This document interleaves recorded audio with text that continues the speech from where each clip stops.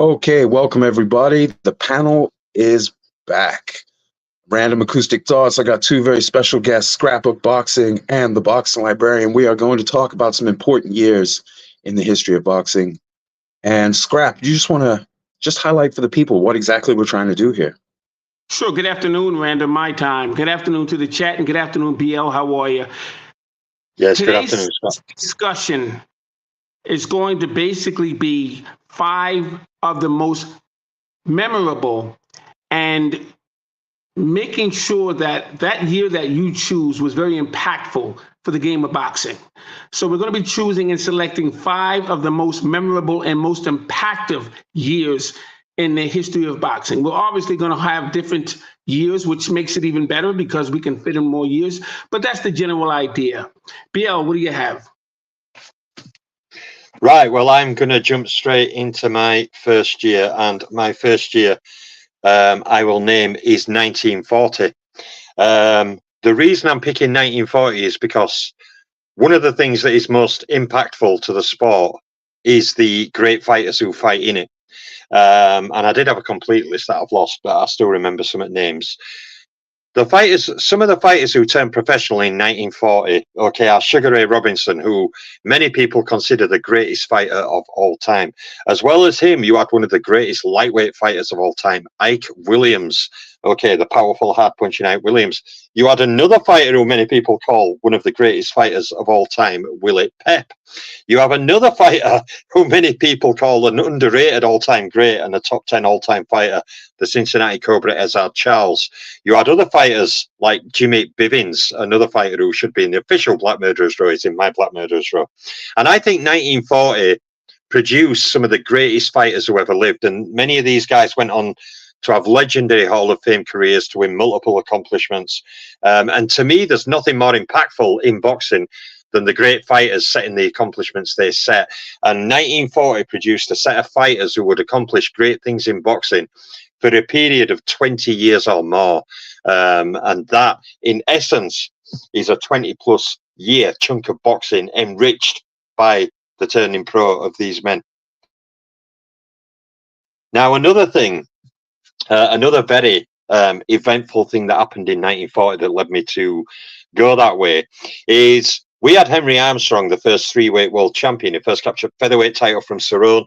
Then he went and captured the welterweight title off Ross, and then he jumped down and captured the lightweight title off Lou Ambers. And even though he didn't defend his featherweight and lightweight titles, he tried to defend his lightweight title, of course, but lost to Ambers. But he did go on to set a division record of 19 welterweight title defenses. Now, that run was ended also in 1940. So in 1940, we didn't have only the production, the emerging of all these fighters who were gone to be some of the greatest fighters who ever fought in the history of sport, but you also had another of the greatest fighter of all time, Henry Armstrong, having his welterweight division record that still stands to this day, broken when Fritz Zivich defeated him. So those are some of the reasons why I picked 1940 as my first most eventful year, simply for the fact that those fighters turned pro would enrich the sport for over 20 years. And of course, the welterweight defense run by Armstrong was never matched since. So the welterweight record was ended that year, and it has never been matched since. So that is a very historic achievement of Fritz Zivich to end the longest welterweight run in boxing history. Bravo. Fantastic. BL. Excellent. Excellent. Outstanding. Rand, but you have anything to add to that?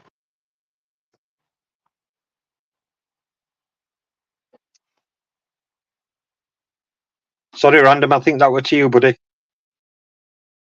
Sorry, I was muted. No, I don't have anything to add on 1940, but what a year. What a year. Yes. I'm going to add a little bit to 1940. And when I go to the next year, it's going to elaborate on 1940. Also, you had, besides the wonderful and outstanding breakdown that BL provided for you, you also had a fighter by the name of Cleo Shane, outstanding on lightweight. He was a fighter who was a devastating amateur during the time, up with Ray Robinson and Ezard Charles. But you also had Ray Robinson. Ray Robinson, as BL said, he started his professional debut on that same card that BL talked about with Fitzy Zivich and Henry Armstrong. And why that was very impactful to the Garden, because the Garden, Jimmy Johnson was having a problem. He was unable to actually, well, it wasn't Jimmy Johnson, it was Mike Jacobs, I'm sorry. He had a problem because he couldn't sell the tickets out. So Ray Robinson wasn't ready to turn professional after the 1939 Golden Gloves and 1940 Golden Gloves. Harvey Wiley Sr. wanted Ray Robinson to try for the Olympic team coming up because he was the coach for the 1932 Olympic Games, and he got fired because he stood up for his fighters. It was a racial thing. So what happened was the manager of Ray Robinson, he got a phone call, and they wanted to know if Ray Robinson basically helped sell tickets. And they thought it would be a good idea. Harry Wiley didn't really like that idea, but he went along with it. So Ray Robinson actually became the headliner. First time a black fighter has ever done that, of Madison Square Garden on a major card that was a championship bout. In this case, it was the welterweight championship title. So that was significant. It broke the barriers at that time. Ray Robinson would actually knock out his man, and his name was Joe Escoveria. He was a Puerto Rican fighter, ex-fighter, really, who drove a taxi cab in Harlem, New York, in the Bronx. So that was very significant. That was very impactful. So I just wanted to add that. Now, the next year that I have was actually my first year, but 40 was my first year as well. But 1951. Why was 1951 very impactful? Because of 1940. What am I saying? The same exact men who BL just mentioned, and I also want to throw in Jake LaMotta, because Jake LaMotta actually turned professional in 41, but he got his license in 1940. So as far as I'm concerned, he was a 1940s fighter. But that same year, in 1951, every last one of those men that BL mentioned, except for Jimmy Bivens, lost their titles. They all won a championship title, and all lost their title in 51, every last one of them. That was very impactful because it caused the Athletic Commission to pretty much bring a couple of men in for questioning. Jake LaMotta was one of them as well, of course, with the Blackjack Billy Fox in 47. But I'm going to tell you something. That was very impactful. You had Ray Robinson losing his title to Randy Turpin. Jake LaMotta lost his title to Ray Robinson. Ray Robinson regained his title from Randy Turpin. He was the only man of that pack who regained his title, especially that same year. Willie Pep with Sandy Sadler. You had Ezra Charles lost his title to Joe Walcott. Thank you, BL. And Joe Louis had actually retired after being knocked out in Madison Square Garden in the 8th round from Rocky Marciano. So 51 was a very tragic year. But all the men that BL had mentioned in 1940, turning it professional, and Ike Williams had lost. He got knocked out in 14 rounds by Jimmy Carter. So that was very impactful. And to this day, it really amazes me, but it was an investigation. I mean, how does that happen? So that was I'll say that would be my second year.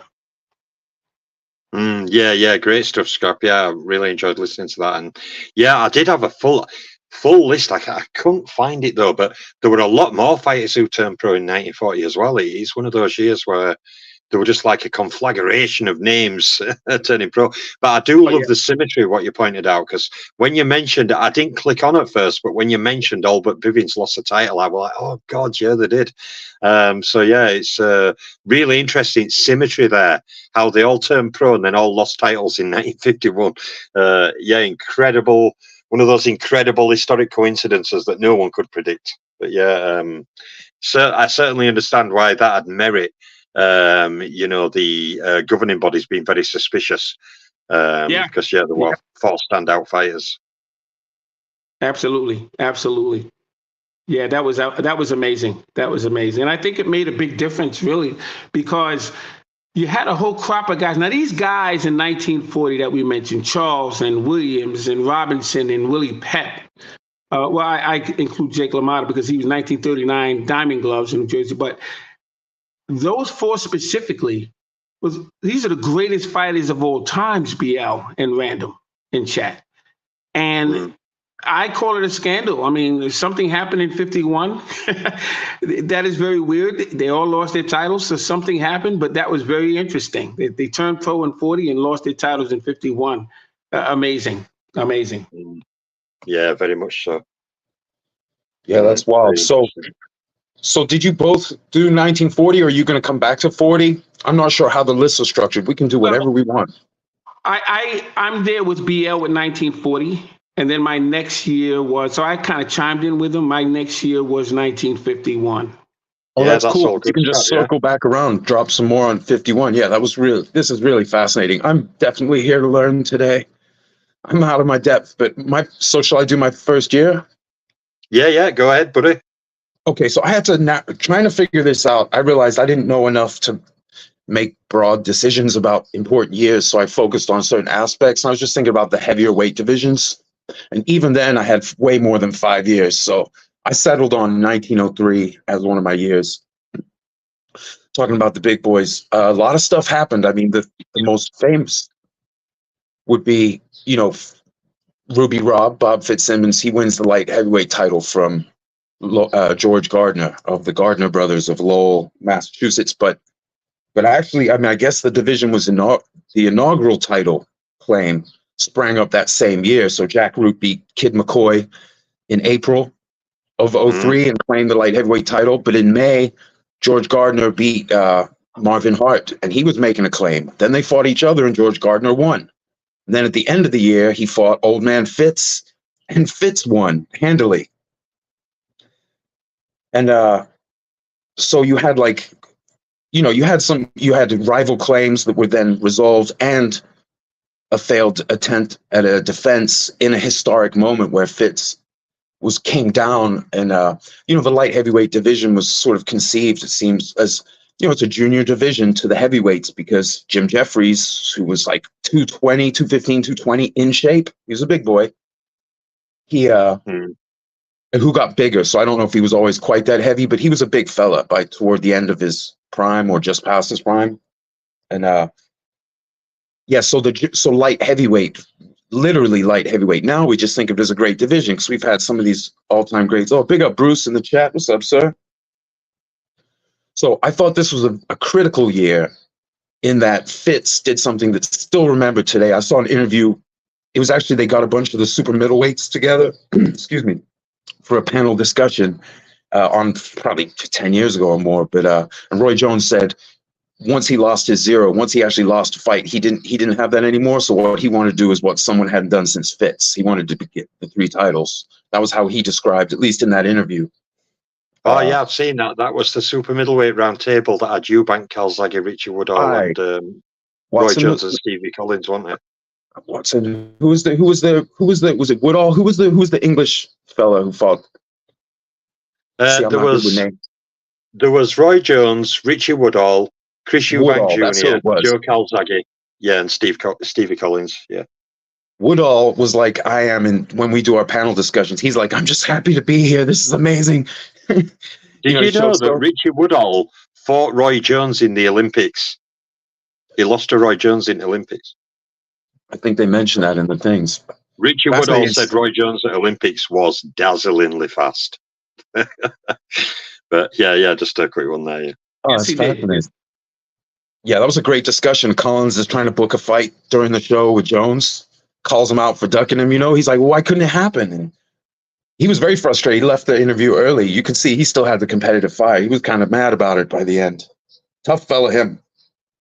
So anyway, 1903, that's one of the most important. That's for me, there's the surrounding years made a good case for being very important. Maybe I'll even choose one of them before we finish our show. But 1903, Fitz wins from Gardner. And, obviously Gardner beats Marvin Hart, who would later win the second iteration of the heavyweight lineage when Jeffries retired in 05. But anyway, also 1903, Sam Langford, who all three of us rate as the greatest pound-for-pound fighter of all time, he made his first like legendary victory. He already had some really good wins, but he beat the great Joe Gans at the Criterion Club in Boston, 15 rounds on points. To my understanding, the only points loss of Joe Gans' title reign.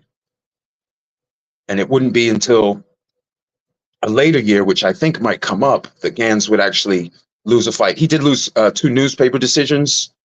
I think it was either Willie Lewis or Willie Fitzgerald. Maybe it was Willie Fitzgerald. And Jack Blackburn, newspaper decisions. But an actual points loss for Gans during his title reign at lightweight, Sam Langford, December 1903. So, huge deal. And then also in 1903, earlier in the year, the great Jack Johnson won the colored heavyweight title claim from Denver Ed Martin. And this is before the unification, so you have 2 heavyweight champs, and the white champs have been drawing the color line at title level.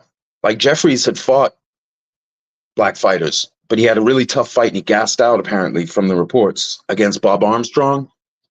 And they were laughing at him. They said him and his manager took off, like they traveled across the country, but basically after that, he wasn't going to fight across racial lines. Acted like it was a principled thing, but like many, it was just a thing of convenience, and usually money could make the difference.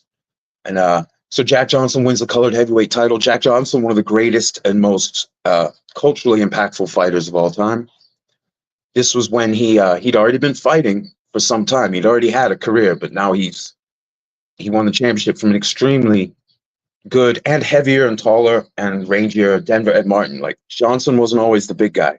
Later, yeah, against guys like Catchell and Fireman Jim Flynn, Johnson was the bigger man, but he wasn't always the bigger guy. It's just that people's famous endeavors are different than just everything they did. Like with Fitz, people say he's always given up size. Well, he wasn't always the smaller man either. Or the older guy. Like I saw I won't get into the whole thing with him and non-prowl Jack Dempsey, but, sometimes the one fighter's a little bit passive, the one fighter's a little smaller. It's not, but the guy's only known for other times when he had things in it either for or against his favor. The reality of these resumes is a little more nuanced. So Johnson gives up size and weight, wins the colored heavyweight title. That is critical because now you have 2 great fighters of the era, Jeffries and Johnson. Jeffries, like the others, like Sullivan and Corbett and Fitz, unfortunately, Jeffries was drawing the color line at title level, but now you have them in place, and this drama would last until 1910. It would actually last until the 30s. We'll get into that. But this drama of the colored champ and the white champ not fighting kicks into high gear here because Johnson already had a reputation. Now he really has a reputation. There's a lot of stuff that's going to happen. Also in 1903, Barbados Joe Walcott, he was coming off a loss to Frank Childs at the end of the 02 season.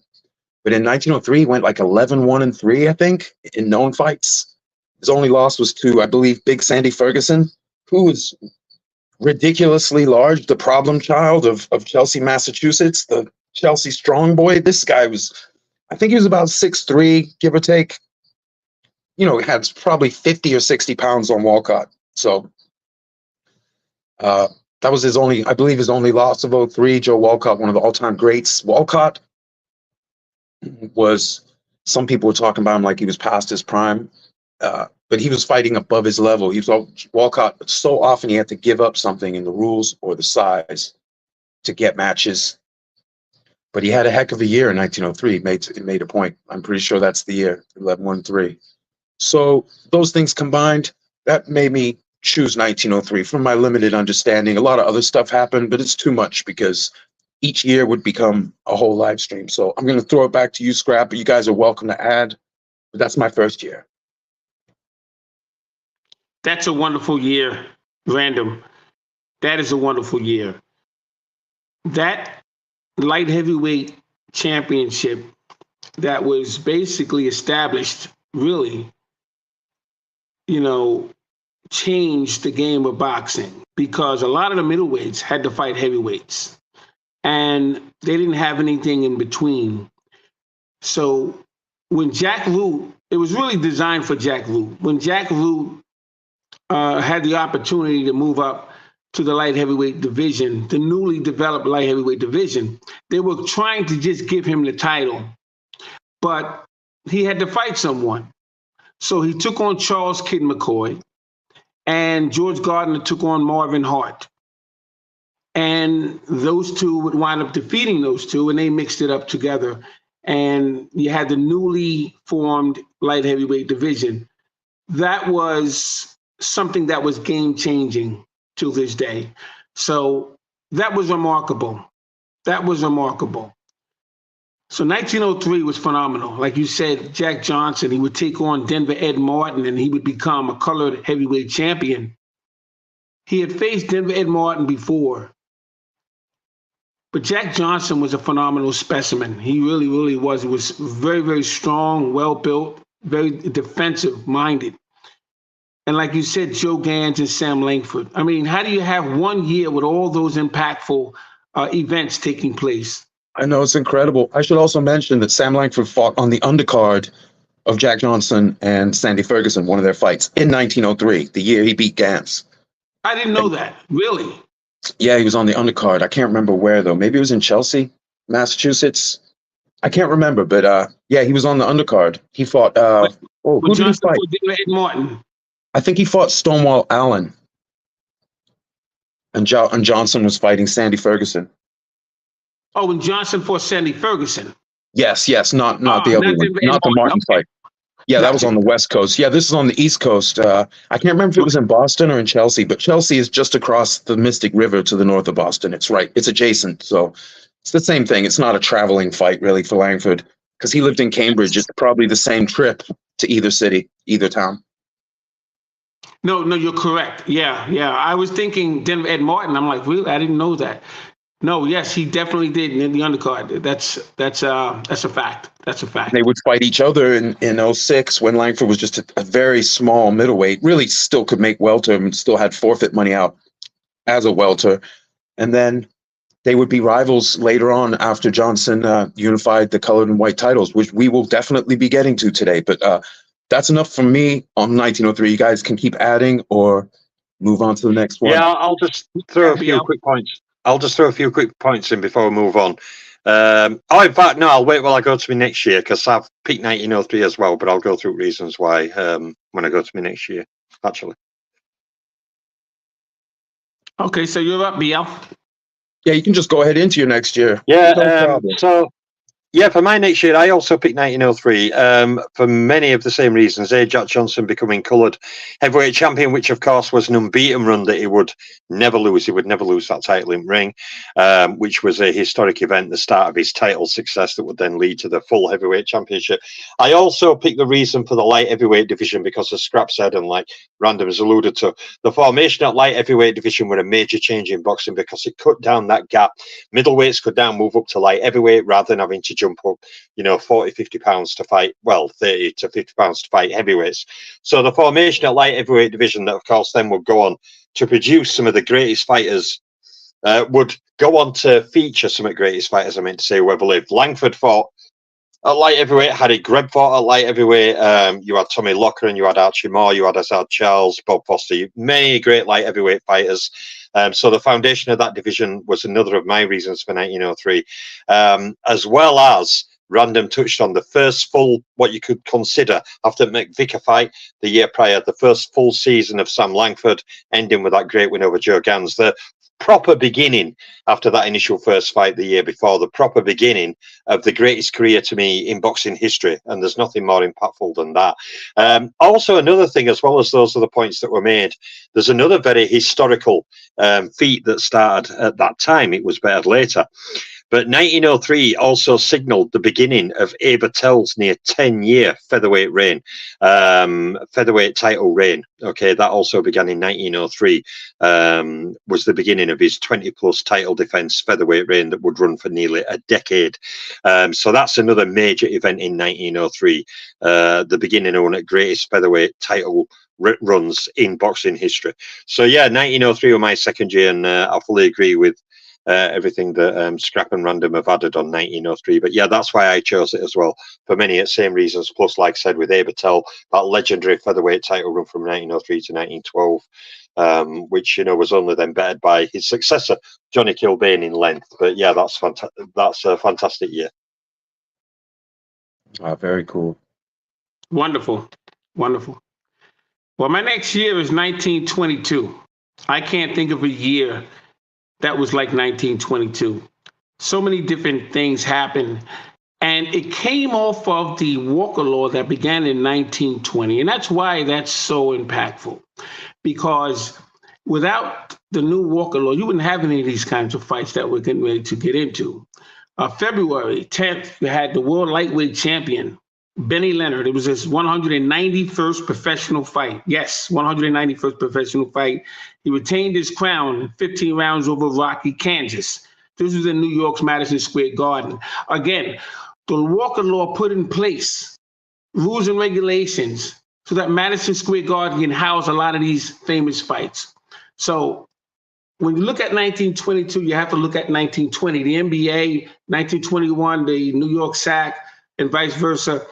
These new belts came into play and it gave these fighters opportunities to be champions and defend their titles. So 1922 was very, very instrumental in this history of boxing. June 11th, the world light heavyweight champion, George Compartier, defends his world light heavyweight championship title against the welterweight Ted Kid Lewis. And he would stop him in one round.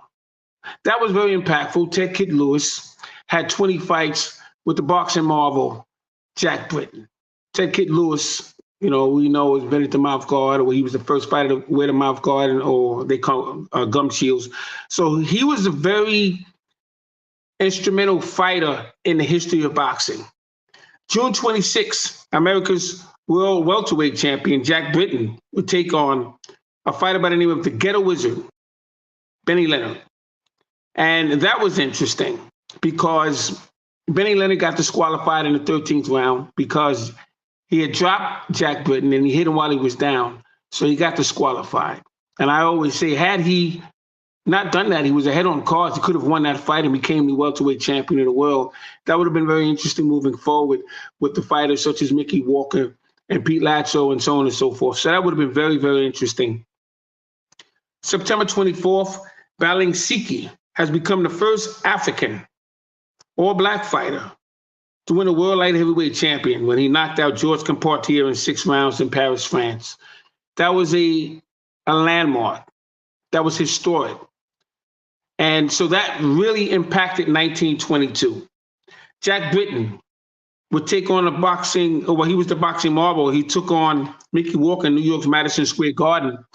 Mickey Walker was from Elizabeth, New Jersey.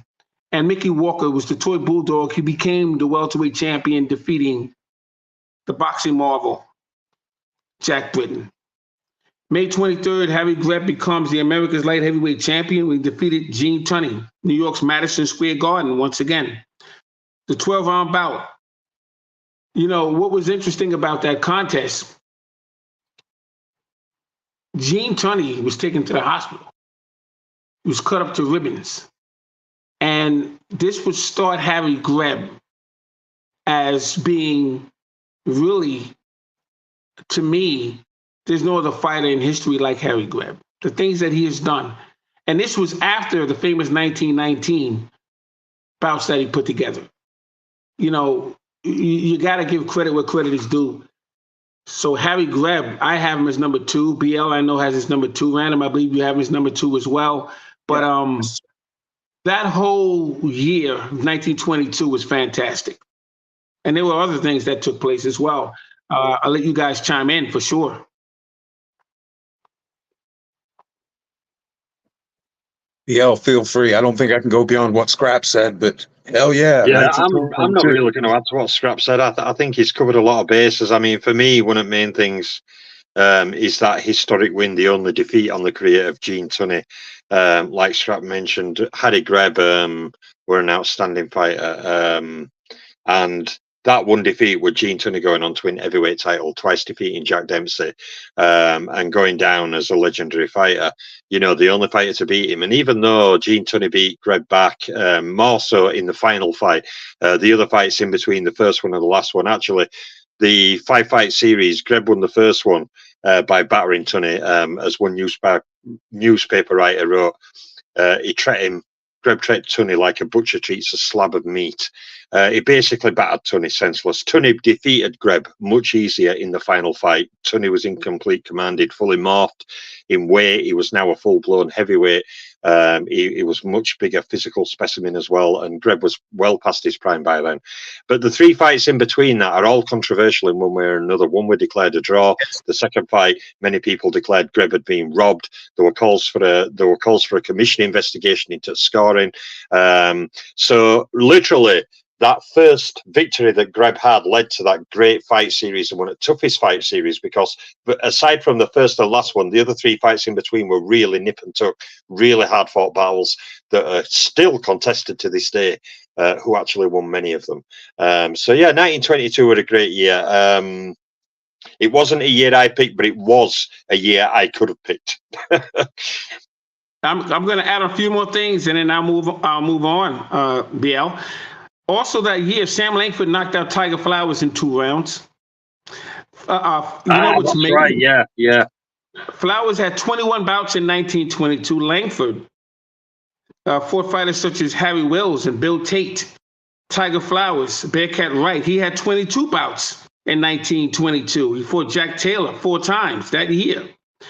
Benny Leonard, he fought Ever Hammer, Lou Tendler, Rocky Kansas, Paul Morgan, Jacob Soldier Barfield, and Jack Britton in 1922. 1922, I mean, imagine all the fighters of today fighting in that 1 year, the way these men fought in 1 year in 1922. And these are some of the greatest fighters of all times. And the men that they fought were almost as equal of their peers, their contemporaries. You don't find that anymore. That's remarkable. Wonderful year, 1922. Oh, yeah. I'll just add some Sam Langford trivia. So Sam Langford's first Hall of Fame opponent, as I was going to say as a fighter, but actually Jack Blackburn, who he did also fight in a prearranged draw at the end of 1903, just after the Gans bout to close the season. He's in the Hall as a trainer, but Gans was Langford's first Hall of Fame win, and his last one, 1922, Tiger Flowers. And Langford fought a Hall of Famer every season from 1903 to 1922. At least one Hall of Fame opponent every single season, every year, 1903 to 1922. That is crazy. That is crazy. That's why I think part of why we consider him the GOAT is because it's hard to find people with that level of competition. And the few who have a similar level of competition don't have a similar level of success, except for the great Harry Greb, which is, I mean, I don't want to speak for you guys, but for me, you know, Langford's maybe edges Greb, but depending on how someone looks at it, and then Sugar Ray Robinson, maybe Hank Armstrong. They're just standouts among the standouts among the standouts, just the absolute pinnacle.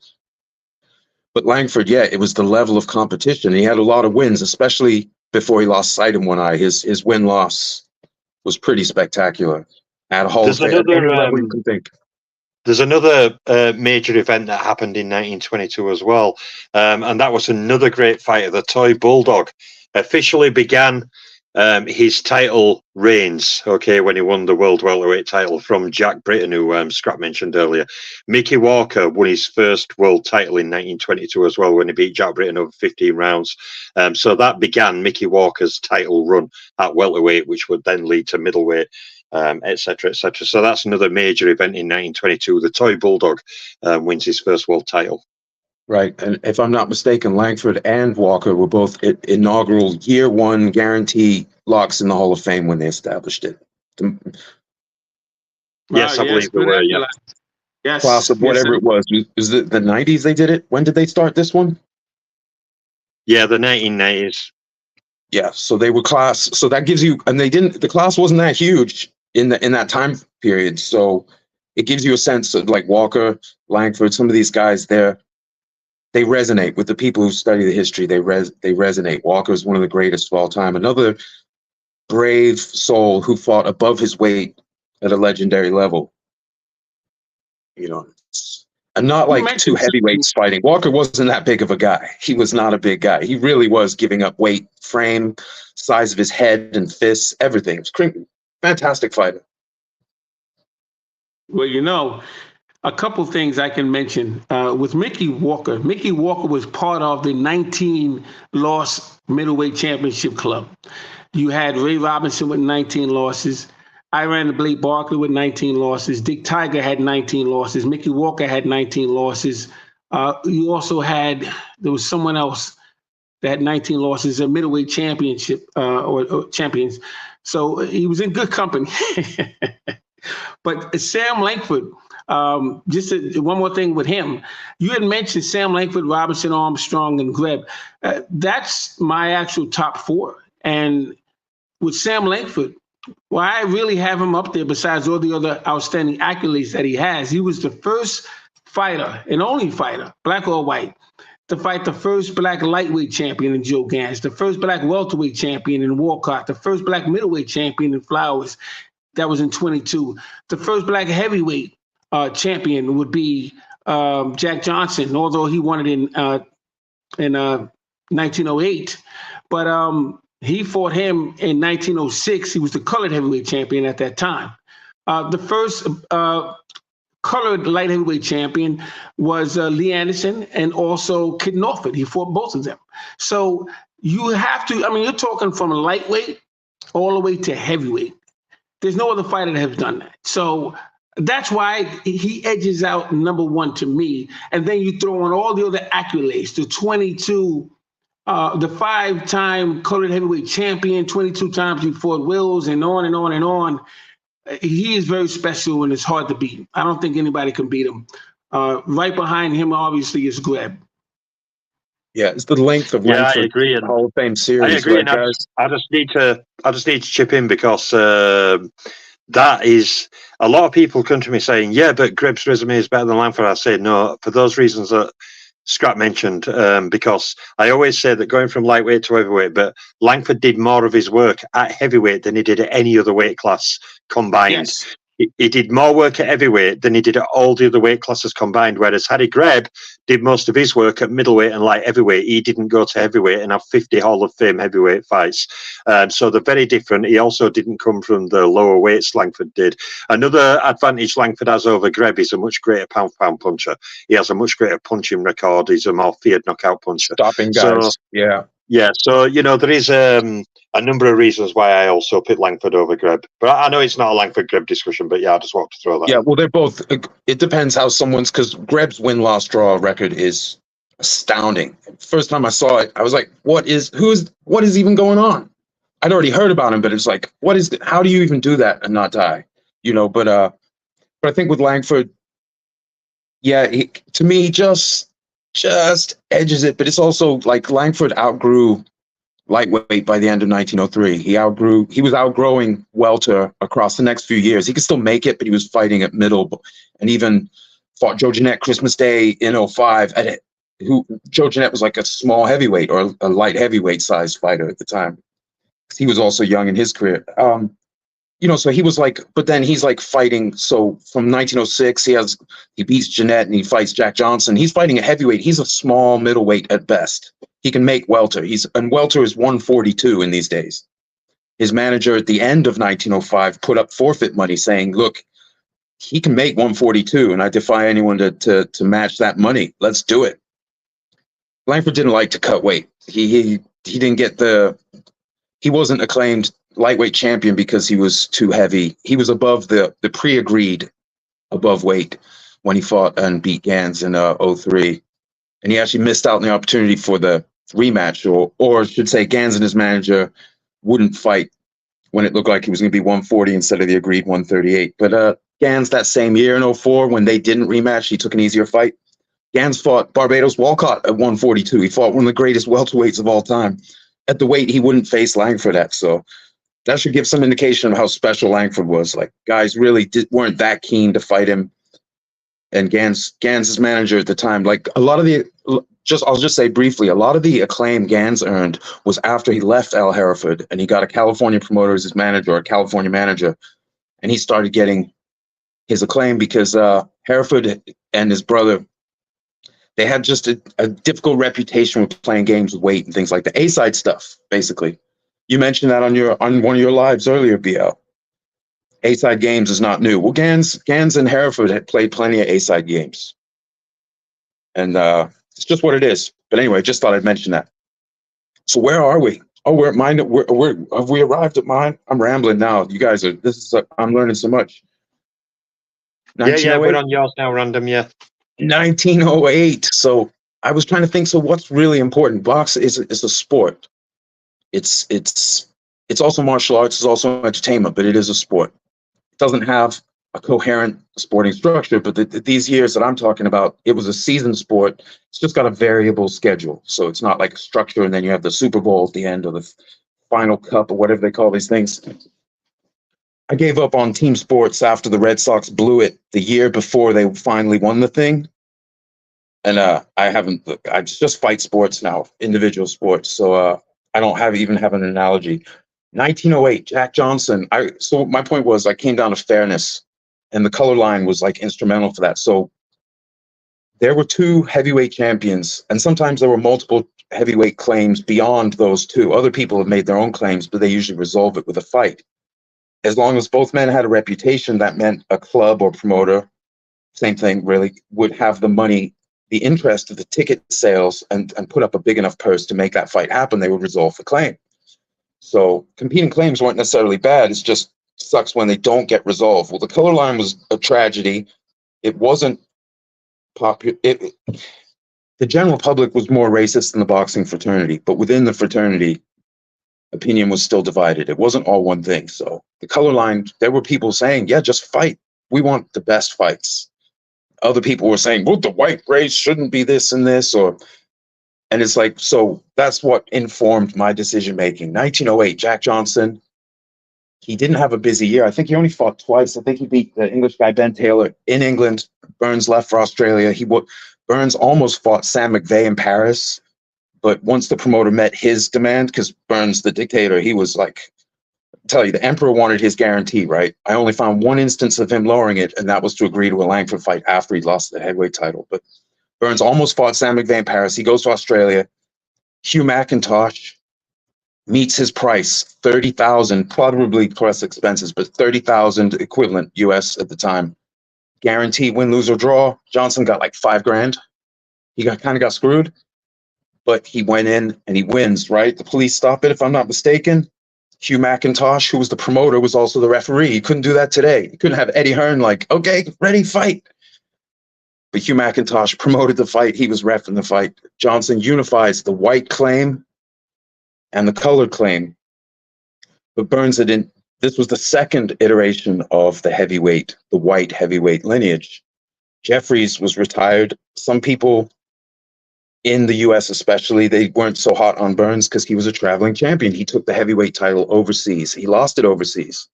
But the fact that he even took it overseas, a lot of people didn't like that. I see in the American papers, they go, the American sports want American champs with those world titles, basically. So even though Johnson was a colored fighter and even though he was controversial, although that really kicked up now, he wasn't super controversial, but he was noted, but not a wild man yet.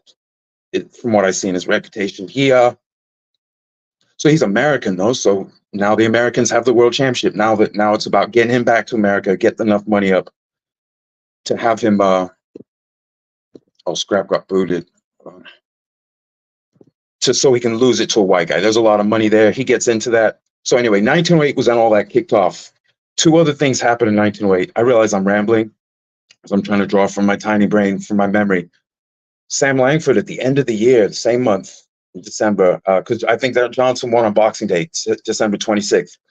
But that month, Langford absolutely sparked fireman Jim Flynn, who had fought Johnson. The last time they fought, how far did the fight go? I can't even remember what round it was stopped in, but Flynn, Johnson had beaten Flynn, and Johnson, for some reason, Scrap, I can't get you back in. I see you there. Maybe leave and come back. But anyway, Langford sparks Flynn and sets the San Francisco sports world on fire. They're absolutely stunned. Flynn was very confident. He was larger. He had a reputation already. Fought Johnson. did okay until the end, but Langford absolutely destroyed him. And Langford was, so at this point, Langford is propelled seriously into the heavyweight title discussion at the time that Johnson has unified the titles. So unfortunately, Langford's prime overlapped with Johnson, mostly interested in just fighting the better white fighters. Al Kaufman, Stanley Catchell. Stanley Catchell, a huge star. The purses for Johnson to fight Catchell, fight Kaufman, fight Langford were all similar. But Johnson made the decisions he did. But anyway, so that was another reason that this was very important. I have one other reason for 1908. You guys be able to add to that. Stanley Catchell's 1908 was quite a thing. I think he'd already won the claim the season before, but he knocks out both Sullivan brothers. He knocks out Mike Twin in a round in 08. Then he knocks out Jack Twin in the 20th round. Then he beats Billy Papke on points, giving him his first loss. Then he stops Hugo Kelly in 3. Then he stops Joe Thomas, TKO in 2. Then he loses the middleweight title to Billy Papke, TKO in the 12th. Papke, I think, was 25, 1-5. Yeah, 25, 1-5. And they fought. Papke gives him a loss. But then he avenges it by the end of the year. So now he's a 2-time middleweight champ. This is pre-ring ratings and stuff, so it's championship by acclaim. But this was pretty much, some writers will question it because they needed to fight Sam Langford. But in general, this was basically considered for the like the claim. And then it was like, but there were people who questioned it. If you hadn't resolved it, they would say it's like in abeyance or just unresolved. So it depended writer to writer. There was no like 100% consensus. But anyway, Stanley Catchell, one of the all-time greats, who would later fight Sam Langford, 6 rounds in Philly in 1910. But Stanley Catchell had a hell of a year and not only defended the middleweight claim, but also lost and re-won it. Incredible. Oh, what's up, Ross? Okay, I'm done. That was 1908. Yeah, did you manage to get Scrapbook back in? Can you hear me, gentlemen? Scrap, you should be back in now. All right, cool. Right, so it's my year, isn't it? Does anyone have vote to add before I go to my year? No, you're good, BL. No, good choice, Random. What a busy year, 1908 for sure. Someone had to bring it up, okay, and it's going to be me who brings it up, unless one of you guys has it in one of your other years.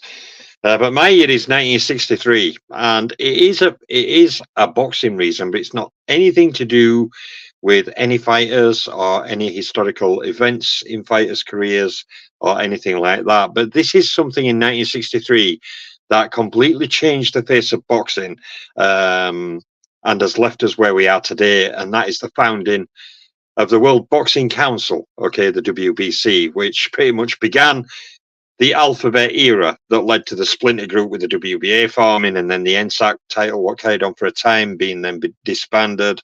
But really, the founding of WBC caused one of the biggest changes in boxing history, because it basically was the beginning of the alphabet title era that we still live with now over 60 years later. And the alphabet bodies in the meantime have swelled to over a dozen from that initial 1963 WBC council. You know, and I think really when you're looking at a change in boxing, going from the NSAC NBA, going into full alphabet era, and then the control that then gained over boxing in that time is one of the biggest changes in all boxing history. So I had to name 1963 simply for the beginnings of the alphabet title era.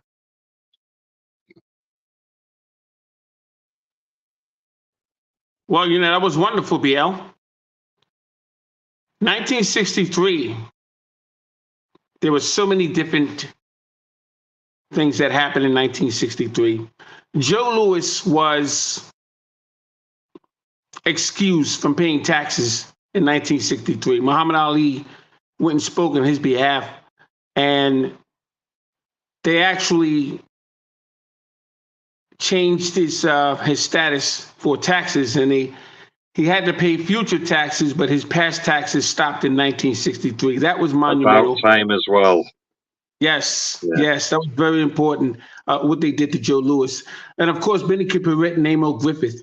That was a tragic event.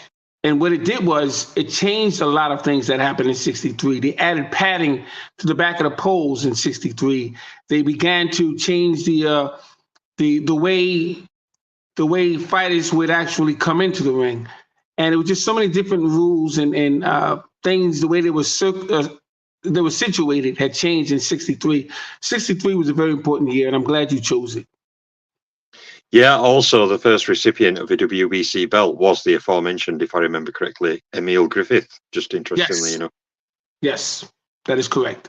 That is correct.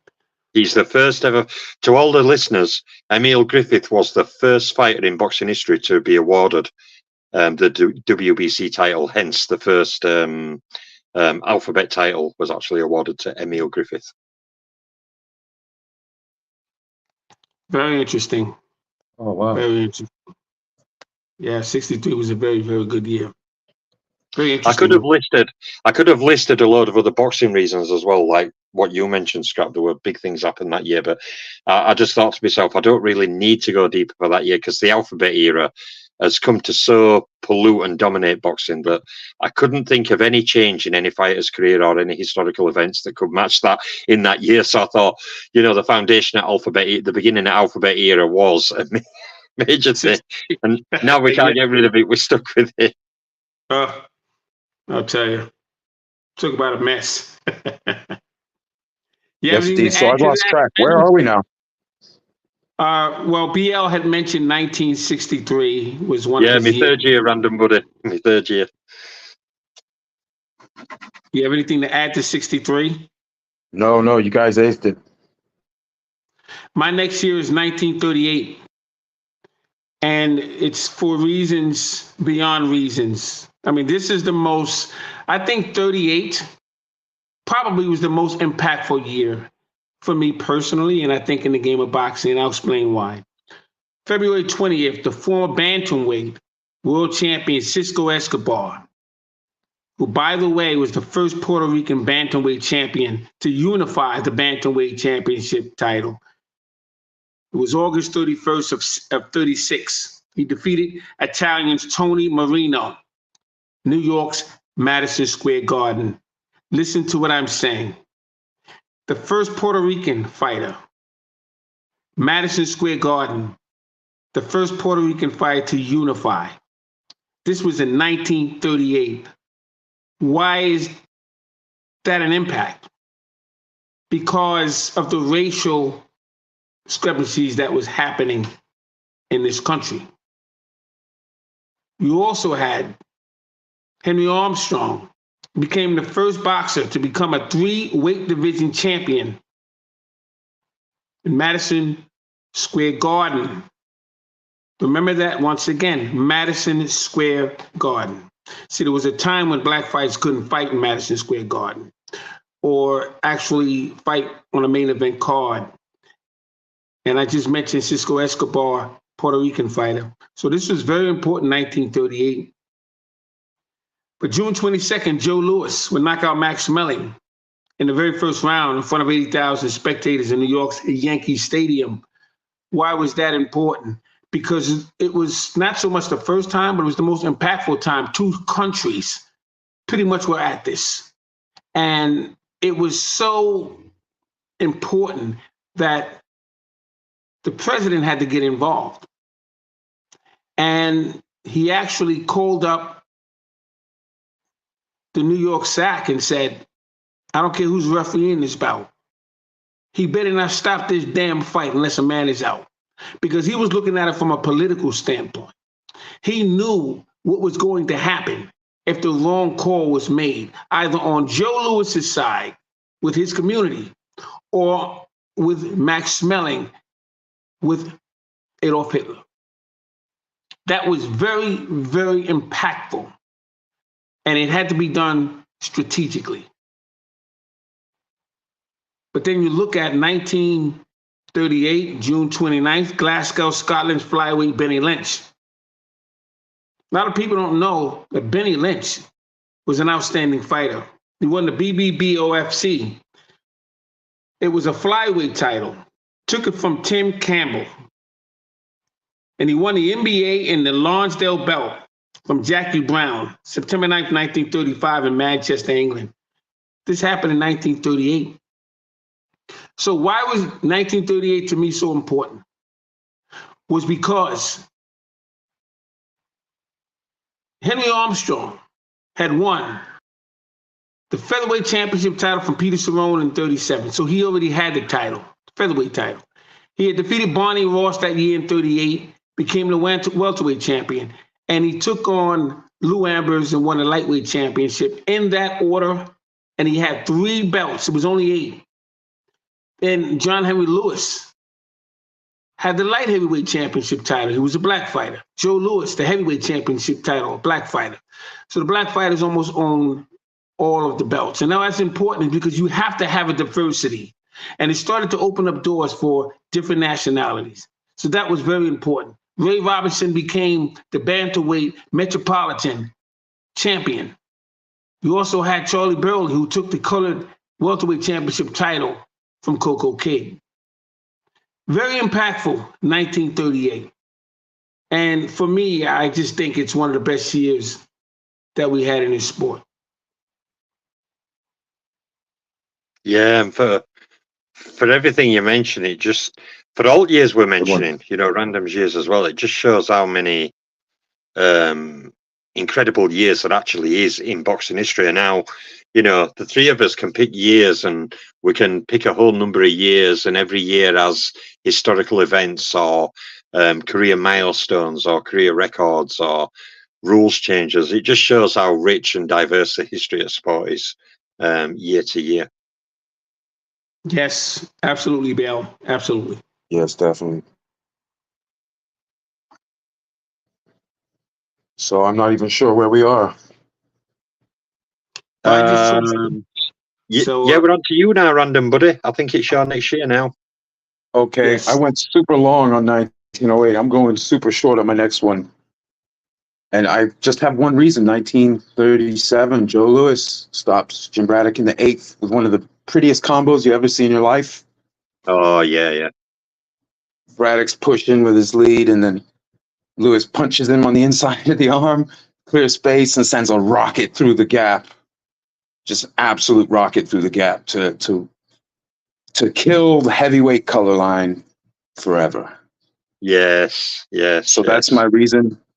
Joe Louis, one of the 2 greatest heavyweights of all time to me, along with great. If I may say so, buddy, you know, the killing of the heavyweight color line, you know, that reason alone, like you say, makes that year a great year. I think Random Scrap there has mentioned a really good point, because the run of the colored champions, you know, from Godfrey and Gaines and Obi Walker and all the other fighters was ended, and that injustice, like Random said, was put to bed by that rocket from Joe Louis that finished James J. Braddock.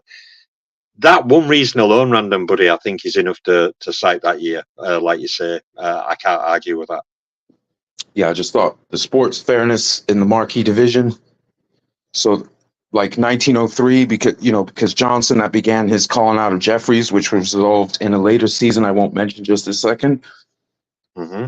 So yeah, these all hinge on just structural fairness in the sport as it relates to the racial baggage that certain people tried to bring into what is essentially just a sport.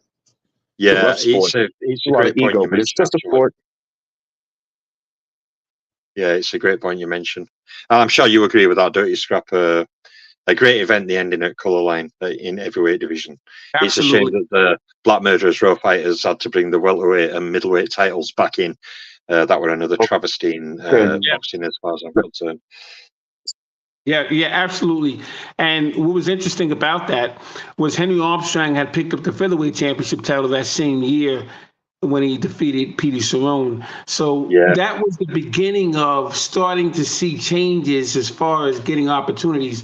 It was still a long way off at that point in time, but that was very important for the game of boxing and for the country as well. But yeah, when Joe Louis knocked out Jimmy Braddock in Comiskey Park in Chicago, the way he knocked him out, the setup that he used to knock him out, knocking his left arm out of the way and hit him with a straight right hand. A lot of people missed that.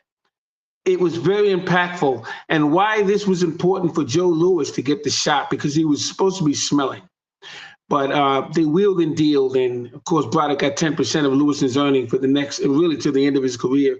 But why it was important, I think, for Louis to get that opportunity was because of the aftermath, you know, what it did for the game, what it did for the sport, how it uplifted the morals of the country. And I think it was a wonderful thing. And just to see that knockout is really amazing. Braddock was fine because he was getting 10% of Lewis's purses. He didn't have to fight again. But the fact that Joe Louis was able to get that opportunity at the time that he got it and then gave Max Schmeling a return go and then got his revenge, I mean, that whole time period was really amazing. It really, really was. If I can add as well, for members of Black community in America at the time, you know, it's really a good point Random's hit on there and his justification for that year, because I've seen interviews and I've read how Black members of the community would have fight get-togethers after that for Joe Louis fights. The pride it gave them in that they finally had a representative at the top of the sport, the biggest sporting world at that time, boxing, and you had a very humble, dignified fighter to represent the community. And like one writer said later in his career, Joe Louis is a credit to his race, the human race. And I think the bridges that Joe Louis built after the fear of another Jack Johnson that many, to me, wrongfully had in establishment. I mean, to me, it doesn't matter who someone is. If they're good enough and they win it, they win it. But, you know, at time, after Johnson and problems they had trying to get rid of him, they didn't want another black heavyweight champion. And Joe Louis came in and, you know, he'd been coached and groomed. Don't hold your hands up and jump around and celebrate if you knock a white fighter out. You know, just go straight to your corner, act humble in public. You know, the kind of things he were coached on, you know, just helped break that mold and allowed him to be installed to a point where, regardless of what community you were from, people looked up to him with respect. And I think that he did, like Random said, he caused, and like Scrap alluded to, he caused one of the greatest changes in boxing, where finally black fighters fully were in the limelight. And, you know, Joe Louis had people all over the world listening in on radios to his fights. And he was like almost a proper role model for all communities. You know, yeah, I think Random's year is a great year just for that reason. I keep saying it, but yeah, it really struck me, did that, very important. Yes, could I just add one more thing? Random, that's a great year, 37, and that was a great reason as well. But in the community, the black community, what a lot of people don't really get, especially in New York, Detroit, and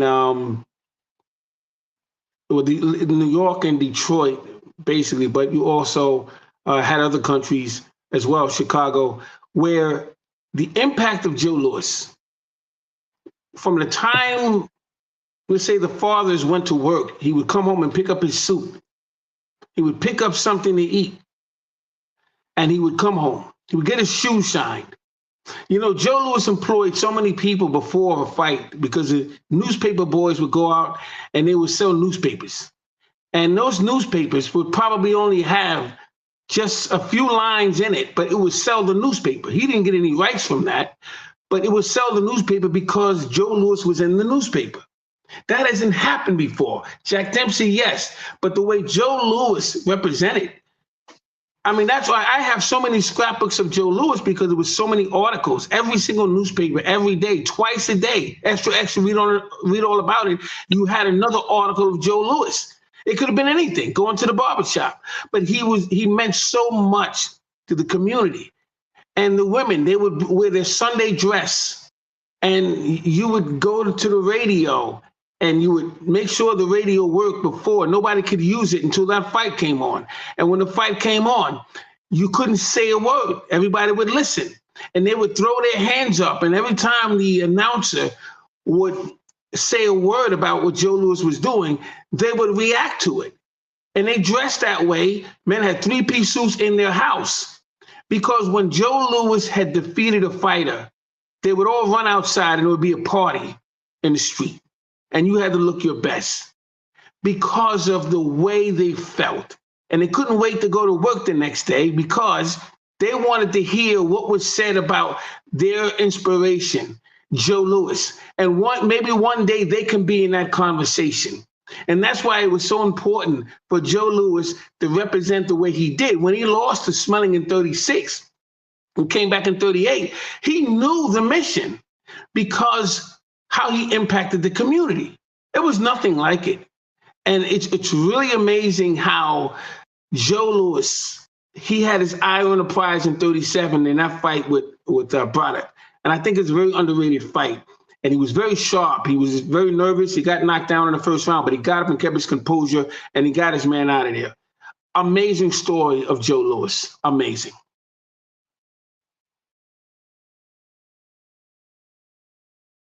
Yeah, fantastic. Yeah, and I also think that, just quickly, I also think that what Scott mentioned about Joe Louis knowing the mission when he rematched Schmeling. Schmeling were often wrongfully called a Nazi. He wasn't really a Nazi. Yeah, they used him in some publicity, but they would do because the Nazi party used anybody for publicity, sometimes against the will. But basically, if Joe Louis had lost that rematch to Schmeling, it would have put the black fighters in boxing back 20 years because it may have been a long time till another black fighter got a shot at heavyweight title. And his victory was not only significant for the political impact felt around the world, for the free world versus the growing Nazism, but also for the black community. It was very important he won that fight because, like Scrap mentioned, he gave so much pride and dignity to many people who felt they didn't have it before he arrived on scene and could represent them. So if he'd have lost that title to a man who was portrayed as representing a far-right fascist movement, it would have done a lot of harm to the black community. So, you know, the manner of his victory and the multiple knockdown, broken rib, destruction of Matt Schmeling, that's why I list it as one of the, probably the greatest finish of all time and one of the greatest boxing wins of all time.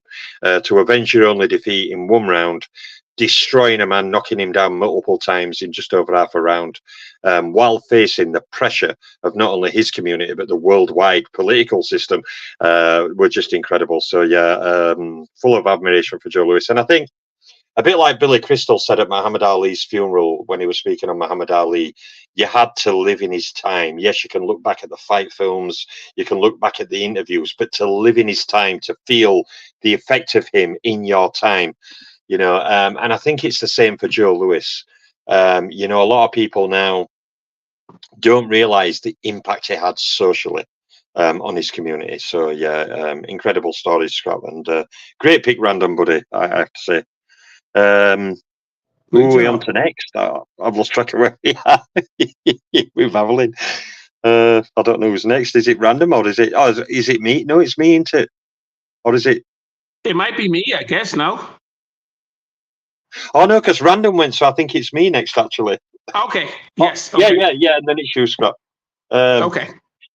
Right. So anyway, I hope my next pick lives up to some of the picks the guys have made.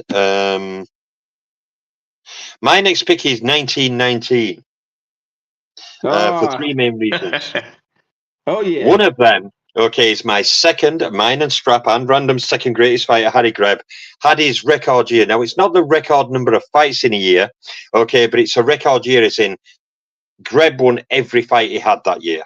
Okay, some fighters have more than 45 fights, but they didn't win them all. They had draws or losses, etc. So Greb set his record year in 1919, okay, fighting fighters across middleweight, light heavyweight, and heavyweight, all intermingled together. He were fighting at a fairly consistent weight, and he'd fight a guy who weighed the same as him. Then his next fight a week later, the guy had weighed 20 pounds more than him. Then the next fight 2 weeks after that, the guy had weighed 12 pounds more than him. Then week after that, he might fight a guy around his weight.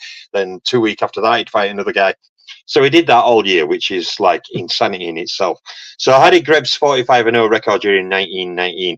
Another big event in 1919 was in Toledo, Ohio on the 4th of July, okay, with the advent of Jack Dempsey as world heavyweight champion when he destroyed Jess Willard in a kind of fight that many people in the American boxing fraternity were not used to seeing the raw aggression like that. Yes, they'd had Walcott and they'd had Ketchell, but the manner in which Jack Dempsey destroyed the much bigger Jess Willard, who outweighed him by more than 5 stone in weight, the brutality of it, and then that launching the roaring 20s in boxing with the huge purpose-built arenas, the massive gate receipts, you know, that led to Dempsey setting the first $1 million gate in boxing history against Georges Carpentier, you know, bankrupting Towns fighting Tommy Gibbons. Just the entire thing, that event of Dempsey winning heavyweight title July 1919, changed boxing because it suddenly started bringing massive money in. You had a lot more celebrities hanging around boxing due to Dempsey's fanfare and his public popularity. So Harry Grebb's record 45-0 a year, and then Jack Dempsey winning heavyweight title. And my third reason often goes very unnoticed in 1919, actually involves the boxing marvel Jack Britton, because some people may not realize that 1919 is also the year where Jack Britton beat Ted Kid Lewis, okay, to become the first historical 3-time undisputed lineal welterweight champion at world, a feat that would not be matched until the great Emil Griffith, and then never matched since. Okay, so Jack Britton was a trendsetter. He became the first 3-time undisputed welterweight champion, a record that stood for over 40 years before being matched, but has never been beaten. Okay, Emil Griffith matched him, but never beat him. No one's matched it after Griffith. So those 3 reasons I'm picking 1919. Harry Grebb's record 45-0 a year, just a remarkable, and it could have been like 48-0, 49-0 had he not suffered a number of injuries, especially to his hand. He did go into one of those fights and his hand was still partially broken, and according to his manager, he just punched away all night with both hands regardless of that, which shows. But he did have a few gaps, especially in the last third of the year. You notice if you look at his record, there's a few gaps. He had injuries. He was just fighting so much. So yeah, that's why I picked 1919 as my next year.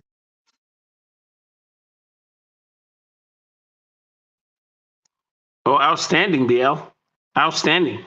That same year, Jack Dempsey would knock out Jess Willard to become the heavyweight champion. You also had the AEF, America's Expeditionary Forces, that year. And Gene Tunney was the light heavyweight champion. You had Bob Martin, who was a heavyweight champion, and Leo Patterson was the lightweight champion. And a lot of those rules went to the Walker Law. So yes, 1919 was a very impactful year. A very impactful year, but that Harry Grebb is something else, man. 45, unbelievable. It's unmatched. It's unmatched. Great shout out, great year, BL. Yes, thank you, Scott. Okay, guys. Sorry, I had to leave for a second. I just had it muted. Oh, it's all good, buddy. It's all good. I don't know if you caught. Time to hear. Sorry. Yeah, it's all good, buddy. It's all good. I've just done my 1919. I don't know if you caught it all, but yeah, I've just done my 1919. And I think it's Scrapbook's year next, I think. Fantastic. Yes, 1910 is my last and final year. 1910, just for the one fight with Jack Johnson Jeffries and Boilermaker Jim Jeffries. That fight had changed the game. It really did. Because the very next day, well, even a couple of hours after, but the next day was Red Sunday. And it changed the way black fighters would get opportunities as well, because a lot of the mayors didn't want to go through what happened, the impact of what happened when Jack Johnson had knocked out the Boilermaker Jim Jeffries. And he did it in the 15th round. And what was really humiliating about that was Gentleman Jim Corbett, who was the poster child back in that time when he defeated Sullivan in 1892 in the Carnival Champions. He was very instigating. He was heckling Jack Johnson, calling him racial slurs. And it caused so much tensity in that fight. And how Jack Johnson was able to handle that pressure was amazing. But that was a very impactful fight, and it changed a lot in boxing in 1910. And just one quick note. Now, that was 1910. 100 years before that, you had Tom Molyneux when he took on Tom Cribb in 1810. And that was a fiasco as well after the 33rd round. So then 100 years later, you have Jack Johnson and you have the Boilermaker Jim Jeffries.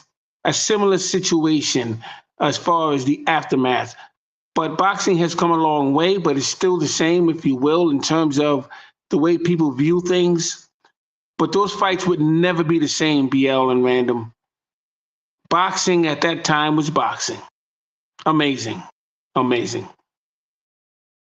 Yeah, and that's why the tragedies that happened and the outrageous events that happened after the Johnson-Jeffries fight, you know, that's what makes me so happy about Harry Greb when Tiger Flowers defeated him.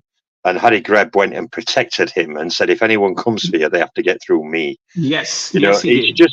It's just a shame that those, you know, I'll get really irritated if I speak on it because it's tragic what happened after the fight, and I'm outraged by it. And yeah, I'll just leave that there. But yeah, and also as a fight, it was, to me, one of boxing's first, if not the first, proper what you call a super fight. As in a fight that garnered so much attention, because they actually, some people named it the fight of the century, you know, because they'd never been involved in an event like that. Yeah, Johnson had fought, and Nattell was fighting, and Walcott was fighting, and Gans was fighting, but that was like a fight that crossed the threshold into mainstream everywhere. I mean, you know, it was just almost the first big proper super fight. It almost happened in California.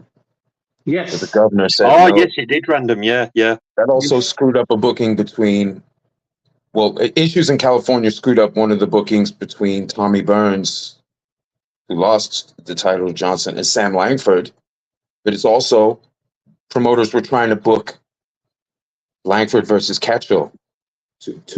I saw reports of the day before or 2 days before the big Johnson-Jeffries fight. Because, you know, people will be in town, so boom, make some more money. Yeah. And it nearly happened, but even after it was moved, it just, I think Catchville turned down. He just said he wasn't available for July. I don't know if he fancied the idea of a long fight with Langford, but who knows? I feel like with Catchville, he died before he could fill out into a size. Like, he was gradually gaining size over the 1908, 1909, 1910 seasons. He would have filled out and been much more ferocious of a fighter. It's very tragic that we didn't see so much of what he might have done as he got into a bigger, more man strength, you know? Yeah, you know something? I think another important thing, Random mentioned Stanley Ketchell there. Another important thing is 1910, of course, as well as the Langford Ketchell back and forth. 1910 also featured the last fights in the life of Stanley Ketchell. Yes, it did. He never fought beyond 1910. His last fights were in 1910. So that's another good shout from Random there, highlighting Ketchell, because as well as what Scrapbook mentioned about the super fight, Jeffries Johnson, we also lost one of the great middleweight champions, Stanley Ketchell. He had his last fight in 1910. So that's another significant event, you know, the final fight in Ketchell's career. What Random mentioned about, you know, one thing I've always said when it comes to Stanley Ketchell is he passed away around 23, which scarily is pretty much a similar age to Salvador Sanchez, plus a few other great fighters. And if Ketchell had gone on and fought till he was 30, 31, that would have took him to 2018. In that time, there would have been fights there, okay, he'd already fought Frank Klaus. We could have fought Frank Klaus, George Chip, Harry Greb, Jimmy Clabby, Jeff Smith. All those fights would have been there for Ketchell. Yeah, and Ketchell could have gone on to build one of the greatest middleweight resumes of all time. It's a tragic end. In like at one point, mentioned, he was supposed to go fight Sam McVeigh in Paris, but something happened in the States, some fight result that meant he was likely to stay in the States because there would be a big person available. You're right, buddy. Yeah, you're right, buddy. I heard that actually. That Ketchel were going to go to Paris. I read something in an old article. He were expected to go to Paris to fight McVeigh. Wow, I wouldn't have liked his chances in that fight, to be honest. But yeah. Oh yeah, I mean, but I think Ketchel, like, yeah, he fought and lost to Johnson, but he would have gotten larger. I mean, at that age, Johnson was bigger than Ketchel was at the same age, but he wasn't as big. Johnson used to fight in like the 180s. By the time he had won the title in 08, he was like around, in or around 200 pounds, but he wasn't always that big. When he back in that's a good 03, point. he was like in the 180s, probably. He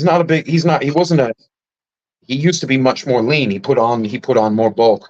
The same thing would have happened for Ketchel, and I feel like his reluctance to take on Langford, that might have melted away in another year and a half or 2 years. The light heavyweight division would have been absurd. They could have anchored the light heavyweight division. Unfortunately, he passed away. Hugo Kelly, Billy Papke, they wouldn't fight Sam Langford, who was considered the best middleweight, along with a lot of writers. Maybe not some of the hometown guys, but a lot of writers, they would say, well, they won't even fight Langford, so forget them. It's Langford and Ketchel. But they were also...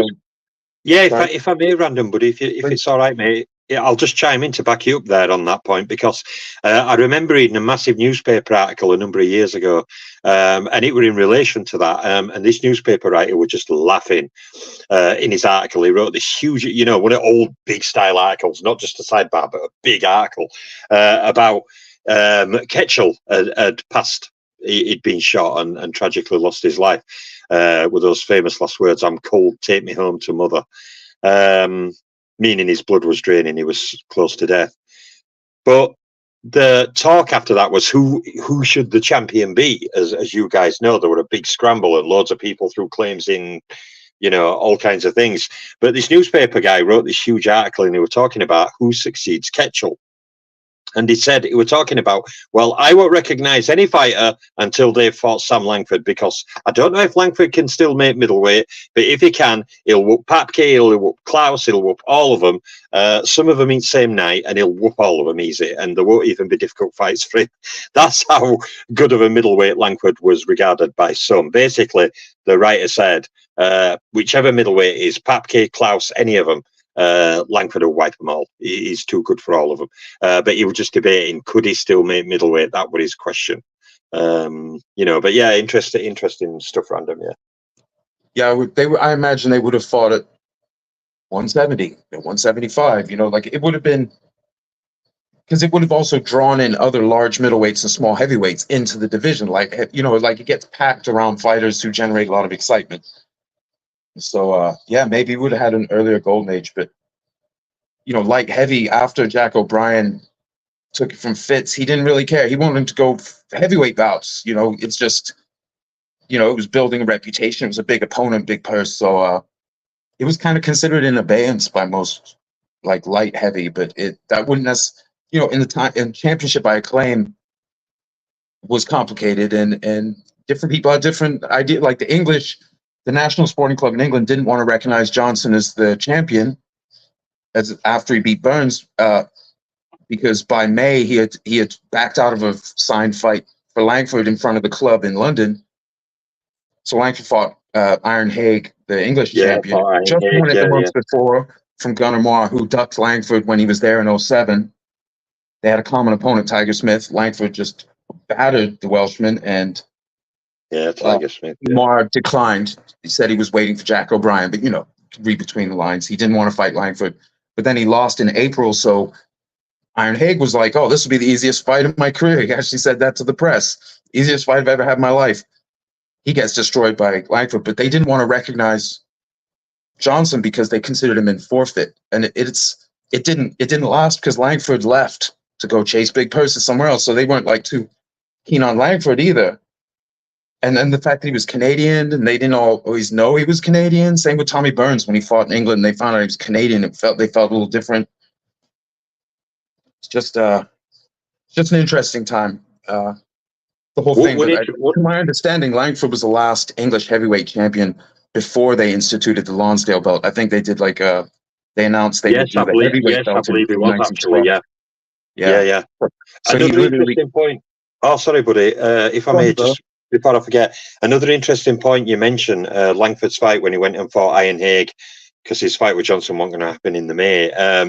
Iron Haig did actually he were very confident in press. He did actually drop Langford with a straight right hand. He dropped Langford to one knee.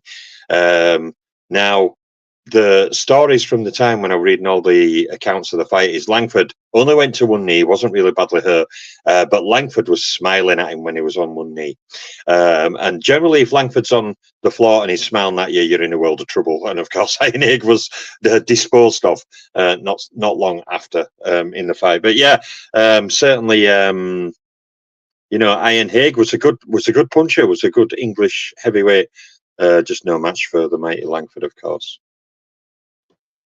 Yeah, absolutely. And Langford's experience, let me think, 1909, he probably had up 90, 80, upper 80s or 90 fights by then. Oh, yeah. And Haig had maybe, I don't know, 18 or 19, somewhere in that range, 20 or less, I would think. Yeah, Langford were very experienced by then, yeah. And that's what it was. So even giving up 30 pounds, Langford knew every trick in the book. And Haig's hand was swollen to twice its size the next day, and he drew the color line, blaming hard heads that black people had, according to, I'll put it that way, but he used less delicate language. So sometimes guys didn't draw the color line until they fought like one of the legendary colored fighters, of which there were many in this era, and then they drew the color line. Some people like George Gardner, who we mentioned earlier for winning the light heavy title from Jack Root and losing it to Fitz, he didn't draw the color line, but he wouldn't fight Langford, and actually called it the color line. He said, "I'm drawing the line," and the press were laughing at him because he didn't draw the line. He just had a Langford line, but it was under the guise of the color line. So, sometimes you see behind the veil, and it's really just about money and sporting concern. I won't say fear, but sporting concern, as in not wanting to lose in this high stakes sport where reputation is everything. Across lines against the best fighters if you don't have to. Even Johnson did that.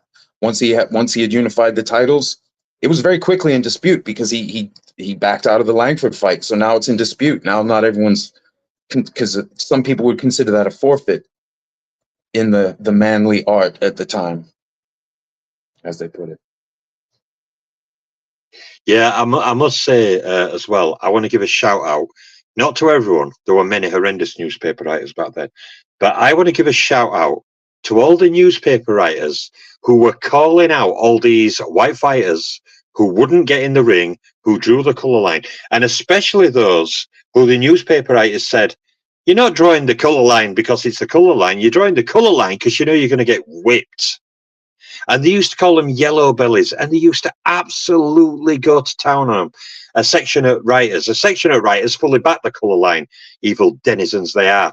But a section at newspaper writers being the worst offender, and he was also one of the most notable of the former boxers.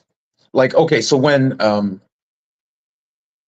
when John L. would say something, it was a big news. But Corbett had volume as well as distribution, so he was the most prominently racist writer about Johnson. He was so bitter. And, he was like, and he would even he called Tommy Burns a pygmy because Burns was short, like Langford. Burns was only like 5'7". And, and criticizing, but his only title defense came against Charlie Mitchell, who was like lighter than Burns. Wasn't Mitchell like a 165 type fighter?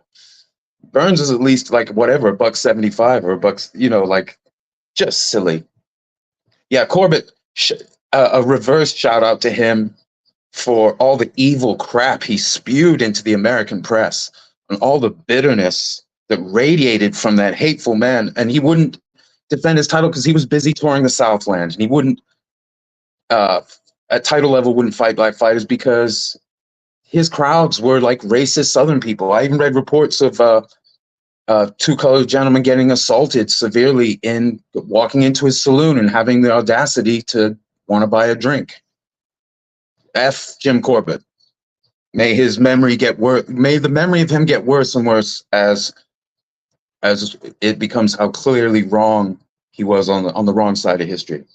Because it's sport, it's fairness, it's sport, and he did not have good things to say. I won't make this a live stream about my disdain for Jim Corbett as a person, but yeah, they're just terrible. I'd just like to say, when I first came on YouTube, lots of people used to attack Benny Leonard, accusing him of not fighting black fighters. And I always tell them the story when he fought Leo Johnson in his first lightweight title defense.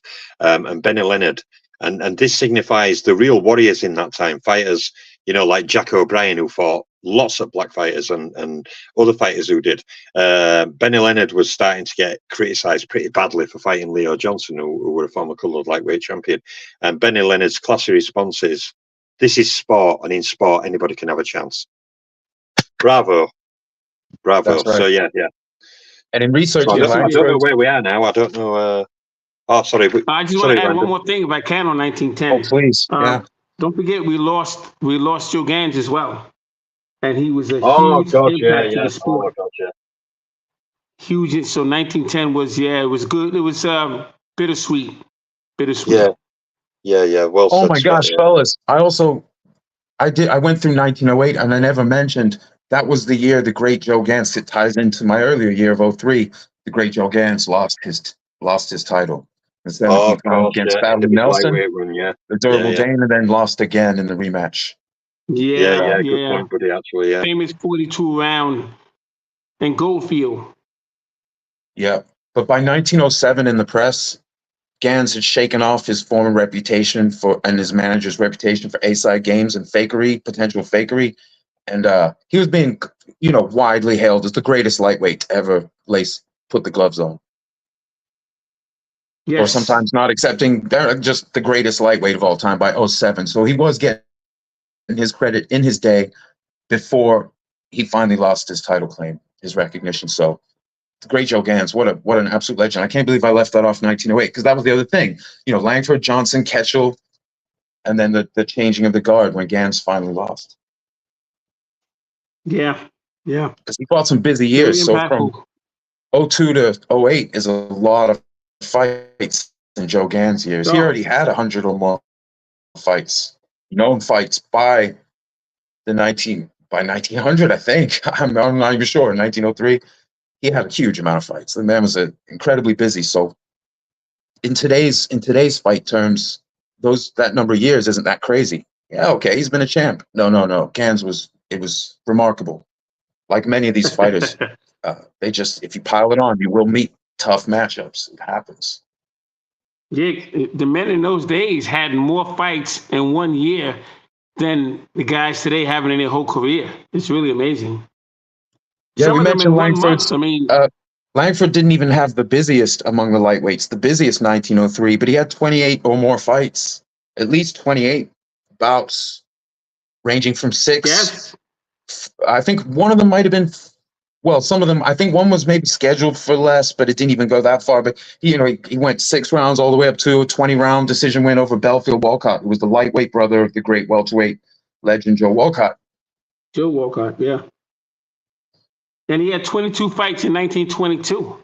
And he was, leaning towards the south side of his career, if you will, Harry Greb, as BL said, 45 bouts in 1919. I mean, it's really amazing. It's really, really amazing. Armstrong, he had 37 fights. He had 27 fights, in 1937. Incredible. 1 year alone. Yeah, I love the season-to-season records. I've started sort of making some graphics over time of some of the top fighters in BL's automated ratings, all-time, pound for pound rate, just the career. The year-to-year win-loss is like, wow. Lots of guys had lots. The trick is keeping it up for many years. So that's what separates guys like Joe Walcott, Gans, and Greb. I mean, Greb died, but he still he didn't have like a 4-year career. I mean, he still packed in 300 fights at a schedule that most people would just, they couldn't do it. Lots of people have tried that. Lots of people have tried to keep up that schedule. And so the standouts, like Jack Britton, where he's still fighting at 40, but he's like just this gigantic season-to-season record. Jack O'Brien, toward the end of his career, had less fights, more big fights, but his busy years are just remarkable. Absolutely remarkable. Yes. You know, Amazing. Maxie Rosenblum, his season to season is just stunning. Oh, Maxie Rosenblum, unbelievable. Yeah. Unbelievable. So where are we? Did we get? Are we at my number 5? I I think don't I'm even know at how many. 5 already. I'm at 5. Yeah, it's me now. It's my number 5 now. Oh, okay, great. Go for it. Right, guys. I had a choice of two. Oh, a second. Let me just close this door. I just have to tell you, I have an insane aversion to wasps, as what Americans, I believe, call hornets. Hateful little evil monsters they are. Right, so I have a choice between two. One of them's a major rule change, and one of them's a year. Which one am I going to go with? Shout them both out. There are no rules. I'll go with my year. Okay, my year's 1974. I bet Scrap's already thinking of one major event in that year that I'm going to mention. 1974, Muhammad Ali becomes the second fighter in history following Floyd Patterson to re-win the world heavyweight title, lineal title, in one of the greatest upsets in boxing history. To me, right up there with Robinson, Turpin, etc. When many betting companies stopped taking bets, many boxing insiders said Ali wouldn't survive 8 rounds, that he may not even come out of the fight alive.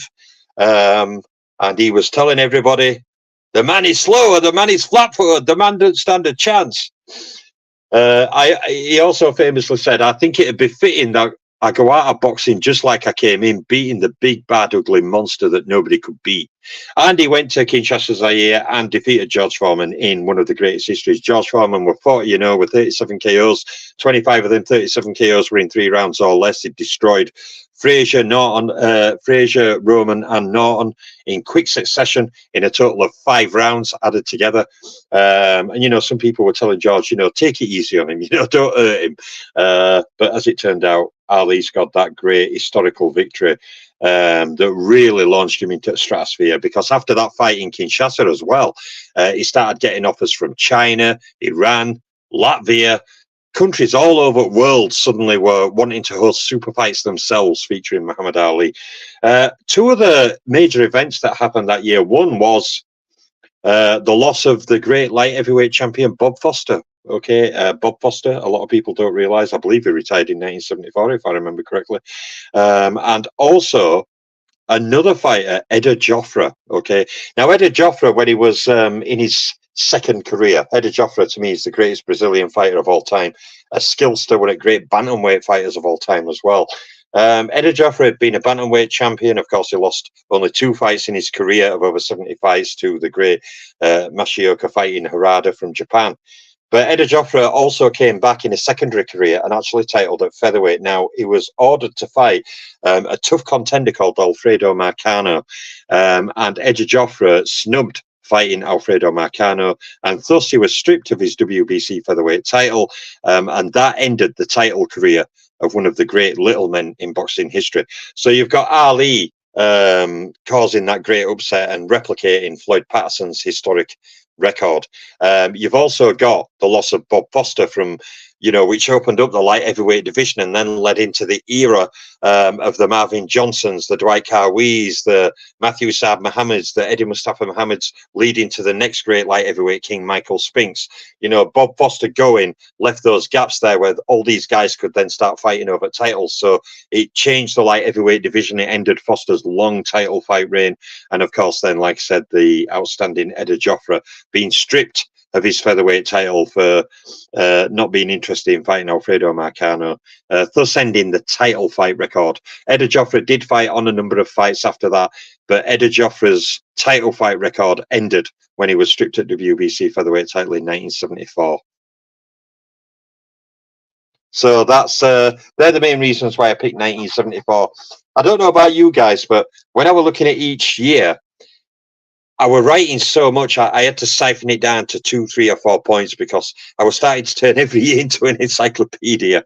So I thought, no, you can't do a BL. We'll be on there 10 hours. So I had to trim it down a little bit.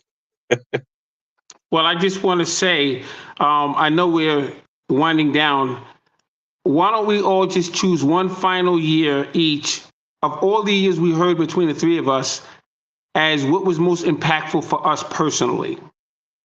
And I guess I'll start. For me, Oh, out of all hold the on. years that were... I don't know Yes, about sir. you guys. Can I do a quick shout for my last one? Yes, absolutely, absolutely. Yeah, sure, buddy. Go ahead. It's a single fight. Year 64. Ali beats Liston, tires in the sixth, Oh, yeah. wins the WBA, WBC titles, changes his name, Cassius X, and then Muhammad Ali. It's the fight of the year for the ring. It's culturally important. One of the more culturally important fights. One of them. Jeffries Johnson, Louis Schmeling. Ali, listen, there's a cloud over their rivalry because, when they booked a rematch in a tiny little hall in Maine, and then it ends the way it does, it's like people are like, okay, what's going on, guys? It's the world heavyweight title fight, 2 stars. Why are you guys fighting in a tiny little, it's like 1,400 people or something ridiculous? So I'm not talking about the fight itself. I don't think that was his toughest fight. Although Liston landed some good body shots in the first fight. He looked like he got angry and he started using those long arms, those big fists, and he was landing to the body. And if I'm remembering from BoxRec, one of the judges had it going each way and the ref had it even, or something like that. It was split 3 ways on the cards when the first fight ended. But separate from the fight, but the cultural impact of Muhammad Ali, what that did for him, who he became, political stance and religious angle, and just everything, the cultural impact of one of the most, if not the most impactful boxer in the history of the sport. Actually, Amazing. to add to that, buddy, if I may, Yeah. it's important what you mentioned, the Malcolm X situation, because Muhammad Ali, from that fight, he was, there were death threats against him, all kinds of things. A lot of people like to say he kind of became known as Cassius X.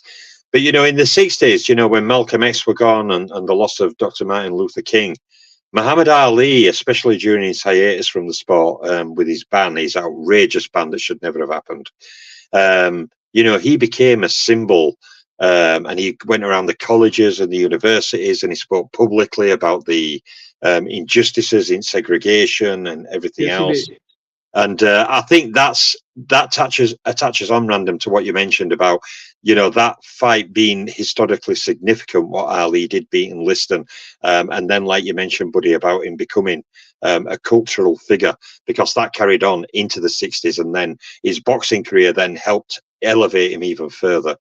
So yeah, it's a very good point you mentioned there about the cultural impact of Muhammad Ali in that time. And again, I'll take it back to Joe Louis and I'll echo Billy Crystal again.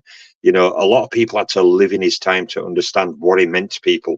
These younger boxing fans now, looking back at Muhammad Ali tapes and watching his fights, don't realize what you mentioned, Random, the huge cultural impact Muhammad Ali had on people back in that day. So yeah, that was a very good point you raised there. Yes, right, will become so ingrained in world culture that it's a cliche. It's like if I go hee hee, pretty much everyone knows who I'm referencing if I do the little hee hee around the world. MJ. I know there are 2 MJs because Michael Jordan is a gigantic cultural figure, but Michael Jackson, like certain things are just so. And if you say Ali, that's not an uncommon name on the planet Earth. But if you just say Ali and it's not in like a specific context, a lot of people around the world think of him, even though he's passed away now. He was a great man, and he evolved over his life because he had his angry phases and other stuff. I mean, this is a man who went through growth, but this was a beautiful soul, not just a great competitor, but also a beautiful spirit. Now, I think Muhammad Ali, the term "the world over," I think he it was coined for him. I wouldn't say he coined it. I think it was coined for Muhammad Ali, right? When they say the world over, which means everyone in the world knows who that person is. Oh yeah, and, he has such an impact all over the world. Yeah. Incredible, really. Yeah, certain people, and also like Muhammad Ali, he also fought everybody. He came pretty close to fighting everybody in what a lot of people think of as its richest, broadest, richest heavyweight era. I feel like the teens might have been, because of busy schedules per fighter, but as far as how broadly rich an era was, Ali's era at heavyweight is just phenomenal. Oh, Yeah, yeah. He got it in. I think the 1910s may have been a tougher era in round robins, in fight rivalries, in tough battles, 20 rounders. But I think the advantage Ali had in his time was that he had the new invention. He had television. So he could now reach people in the 1910s couldn't reach. Ali had not only the radio to those people who couldn't afford a television in that time, but he also had the new televisions to back him where his fights could be shown, which Great point, is one big advantage he had. Absolutely. And there are other fighters in more modern generations where, like whether it's pay-per-view or like the certain different business models, that it worked for certain fighters better than others. There are some fighters where they would probably love to only be written about. Maybe they're not that exciting, but they win predictably and get some friendly press. But yeah, it's a different kind of thing. But then someone like Terry McGovern back in the day, imagine terrible Terry. Imagine if you fast forward him 100 years or even 80 years, and have him, he'd be even bigger star. Like the knockout guys, certain guys like Langford would have been a gigantic star in the televised era, especially as he wouldn't have had to carry guys and things like that to gain money, because he'd be getting other kinds of revenue from the fact that he was just smashing people. So who knows what he would have done. I don't give credit for what people would have done, but it's pretty mind-boggling to consider how many knockouts Sam Langford generated while still carrying a lot of other guys the distance, sometimes the same guys he later knocked out, which is madness. Sam Langford's career is so unique and wild. I'd like to throw my year in, what Scrap mentioned, the most important year for me, and it's not one of the years I've picked, but to me the most important year in boxing was 1982, and the fight that I referenced didn't happen then. But that was the year when my mum and dad were busy doing something in the kitchen, and my dad put the TV on in the room and sat me in front of the TV, and he was flicking through the TV stations, and Sugar Ray Leonard, Roberto Duran fight was on, and my dad told me later, I'll just leave this on. And he went into the kitchen, and I sat there, and that was my first ever boxing fight I had ever seen. And by the end of that fight, I was hooked. I can't remember exactly all the details of how I watched it and what my thoughts were, but I just remember thinking, wow, the trunks standing out, the brightness of the trunks and the writing on them, and the fighting, it just captivated me. And after that, I became a diehard in no time. I was gathering every magazine known to man. I was gathering every VHS tape known to man. I was getting tabletop boxing games where I was reading names like, who's this Stanley Ketchum? He's a big puncher. Who's this Jimmy Wilde?